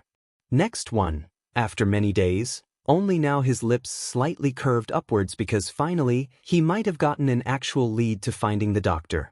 "I heard a sound, music, heavenly music, soul-soothing tune. I've never heard of something more beautiful." After the old man, both of them continued to interrogate the people who claimed to have been healed by the doctor. They used violence for some and gold coins for some, but the end result was the same. Everyone had heard some kind of music coming from the doctor. Afterward, Michael brought all of them to a place where the nobles of the royal land gathered to listen to music. It cost him 2,000 gold coins just to enter and stay for an hour. The garden he was walking through was filled with colorful flowers, exquisite fountains, delicately crafted benches for the nobles to sit, and the beautiful status of various musical instruments such as violin, zither, veena, etc. The deeper he walked into the garden, the louder the music became. Michael could understand why the nobles spent so many coins here, as even he felt refreshed by hearing the soul-soothing music in the air. But he was here neither to enjoy the scenery nor listen to this soul-soothing music. He was here to find out what kind of music these people behind him heard.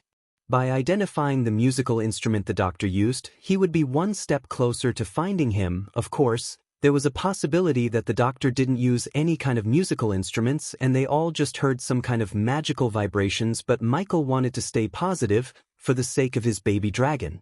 Just as he was crossing by a statue of the musical instrument veena, the sweet melody of a veena being played could be heard in a nearby pavilion. Almost as if the music had an enchanting ability, the moment anyone heard this melody would feel as if their heartstrings were resonating along with the veena. That's it. It's the same. Few of the people behind Michael, including the old man who got knocked off by Gaia, shouted. Some seemed relieved as they could finally be free from these two youngsters. The moment Michael and Gaia heard the sound of the veena and the people behind them, they stopped walking and turned to look toward the source. They could only see a woman wearing a red-colored glistening robe with her back facing them in the pavilion. Her jade-white fingers could be seen dancing along the strings of the veena as the sweet melodies rang throughout the area. Few nobles sat on the bench near her, eyes closed, submerged in the ocean of music. Walking toward the pavilion, Michael quickly approached the back of the red-robed woman. Her black hair hung behind her shoulders down to her back. A white veil covered her face so that he couldn't see her appearance. The part of the girl's face that could be seen could only be described as a stunning beauty. In a flash, she finished playing the ballad and turned to look at him. "Does my lord enjoy the sound of the veena as well?" The girl spoke with a sweet, gentle voice, almost too gentle as if one wasn't strong enough, then they would be enchanted after hearing her voice. With a light smile, he replied, "The second sister's ability with the veena is quite amazing. Although I would love to sit and listen to you playing, I have a life to save, so can you please answer my question?" The girl first seemed puzzled by Michael's words, but soon, she smiled sweetly, speaking with a gentle voice. "I thank the Lord for his praise and please, ask away, anything to save a life." He continued to smile at her, then pointing his fingers at the people behind him, he asked while carefully noticing her facial expressions, "Miss, have you met any of them before?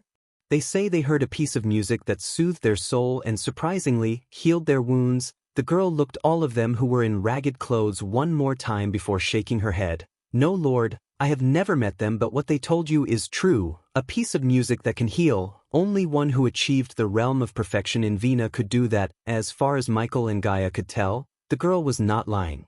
The girl continued, "I am quite fond of the four arts and studied them studiously when I was young, but I am still far from the realm of perfection. While the sounds of my veena are quite soothing, it was mostly because of the veena itself." The girl's delicate fingers stroked a string on the veena as she muttered, "Although this veena is a copy of the angel's veena, it uses a variety of rare parts, including the soul energy of the one who wields the angel's veena, Layla Alden. If one could have done what you said, it would be her, but I doubt she left the Rainbow Islands and came here to heal them." Her last words contained a hint of scowl as she had already whiffed a smell of ale coming from some of them in the group.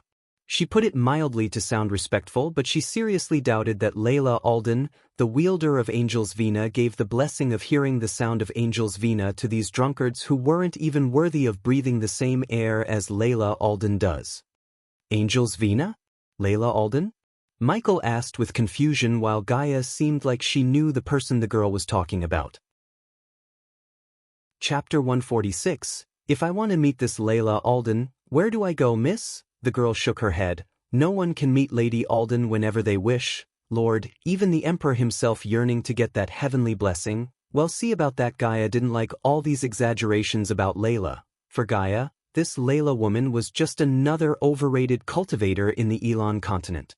Thank you for everything, miss. Michael said, nodding before leaving the garden with Gaia. They chased away the group of people as Michael saw no use in keeping them around. We are going to Rainbow Islands. She was determined to save the baby dragon. Nothing would stop them from doing so. Where is it? In the endless ocean. We have to find a portal. Although it won't let us travel into the Rainbow Islands domain, we can reach the border. Flying would take at least 4 weeks. We don't have that time, she explained, recalling everything she knew about Royal Land to find a portal. The devil has struck again. The devil has struck again. The devil has struck again. Just as they were in deep thinking, their train of thoughts was stopped by a panicked voice. They turned their head towards the voice's direction to see a young man who looked pale screaming as loud as he could, "Run away! The devil has struck again!" The young man kept screaming while the people who were strolling on the streets quickly covered in fear. "Hide! Hide inside your homes! Lucifer has struck again!" Michael's body went rigid after hearing the young man screaming the name Lucifer. Both of them creased their brows, looking at each other confused. "What's going on here?" Michael asked as he walked in the direction of the young man. The previously crowded alleyway now became grim. When he was just about to grab the young man in question, he saw a group of soldiers rushing towards something. Michael and Gaia ignored the screaming young man and followed the soldiers to get some answers. Getting out of the alleyway, they stepped into the main street, which was paved with grayish stones. While many people ran in the opposite direction of the soldiers, Michael followed the soldiers behind with a few other daredevils. The more they followed the soldiers, the more chaos and soldiers they witnessed in the streets of Royal Land. Soon, they reached the town square. In the middle of the square, a group of soldiers clad in full iron plate armor formed a line, preventing the citizens from seeing the horror behind them. The smell of fresh blood permeated the square. Through the gaps in the crowd before him, he noticed the fountain in the square was painted splashes of red. "What's happening?"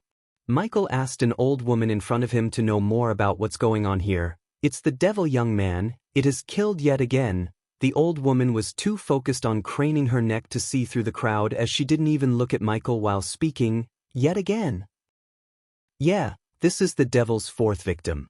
I don't know who the troubled soul he took this time." The old woman held onto the pendant on her chest. "He knew she's praying to the sun god. Look above, the holy guards are here."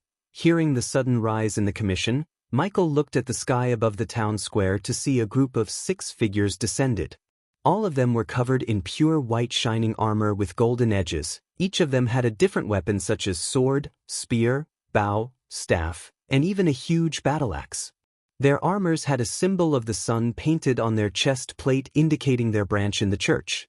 However, it wasn't their shiny armor or flashy weapons that made Michael arch his brows. It was their cultivation level. The leading figure, who had a sword on the side, was a core strengthening level 1 warrior. The rest of them were level 10 core formation warriors. This group alone showed Michael the power of the church. "Get them all out of here," a female voice came from the core strengthening warrior. The guards immediately tensed up, pushing the crowd further and further away from the crime scene. "You can't hide the truth from us forever. We need to know what's going on. Are our children safe? When are you going to catch that bastard? Who is the victim? We demand answers." The people weren't a pushover. They resisted the soldiers, shouting at the holy guards and the soldiers. The crowd became restless. While they were protesting and trying to turn this into a riot, Michael glared at Gaia, wordlessly telling her to come with him. "Someone is copycatting us." When they put enough distance from the holy guards, Gaia said, before forming an invisible barrier around them to prevent anyone from eavesdropping on them. "I expected this, but not this soon. Not here." Michael's voice was calm, yet deep down, his voice had a hint of murderous intent to it. "You need to stay here and clean up this mess before that copycat ruins our plans." "What?" she growled, showing her disagreement. She wanted to save the baby dragon more than anything. Although at first, she hated the baby dragon, when she thought about everything, she realized that the baby dragon was like a family to Ghost, which made the baby dragon a family to her. After reaching immortality, she would have to spend eternity with Ghost and the baby dragon. When the whole world turns against them, they have to have each other's back. Compared to that, the hostility between the Nagas and dragons seemed so puny and negligible to her. Besides, deep down, she knew the baby dragon would do the same to her if she was in his state. Remember, Gaia, I didn't create Lucifer to only spread fear, I created him to be the devil who punishes evil. Only then people would believe that anyone Lucifer kills is an evil person. If we let this copycat run around killing innocents, it would ruin our entire plan. Michael knew she wanted to be there when he cures the baby dragon. He too wanted to have her beside him, but this copycat changed everything. She clenched her fist. Fuck it, he'll stay here. She could understand that what Michael had said was true, and she knew that he needs her here. Besides, you're a lot stronger than me now. In case there's a fight with the Holy Guards, you would be able to at the very least escape. Yes, system, can you at least give me a teleportation scroll that would get me to Rainbow Islands or closer to them? He had no reply from the system. He was just about to close the interface when he heard the familiar voice again. 4,000 badass points. Take it. He could swear that he sensed the excitement in the system's voice, which went back to the old robotic voice before he upgraded it to level 3. For now, he knew he won't get any answers from the system, so he just retrieved the teleportation scroll he just bought from the system. We need to find a portal, Gaia said when he exited the system. No need, since Michael couldn't reveal the fact that he just bought the scroll from the system, he pretended to draw symbols on the scroll. With the help of the system, the ordinary-looking scroll in his hand slowly began to glow as he was drawing symbols on them. What are you doing? Creating a teleportation scroll. I can't create them often as it would take a toll on my mental health, but I had to use this skill this time. She would have stopped him if she had a better way, but time was on the essence, and this seemed to be the only way to save the traveling time. Keeping the scroll in his hand, Michael moved further into the dark alley. Happy hunting, he said before tearing the scroll. A golden light instantly wrapped around his body. If you can't save Dickie, don't come back, she said, looking at the faint smile on his face before the golden light disappeared from her sight along with him. Return to me safely, human. I have a confession to make, as she said. She retrieved the love potions she took from the batch he brewed. She looked at the 2 potions one last time before crushing them to oblivion. During their trip to Royal Land, she felt her feelings for him had indeed grown stronger. Initially, she wanted to test herself using the love potion, but now, she decided to confess to him because she couldn't imagine a life with someone else. Gaia was positive that he feels the same way about her, only, he didn't seem to make the first move, so she took the matter into her own hands. The moment he comes back, she would drag him somewhere alone and confess her feelings. For now, I need to find that copycatting fuck and flay him alive. She put her hood on before leaving the dark alley with a resolute to kill the fake Lucifer. You're tuning in to the Wandering Hero YouTube channel. Don't forget to subscribe and join us on this journey to catch the most captivating stories.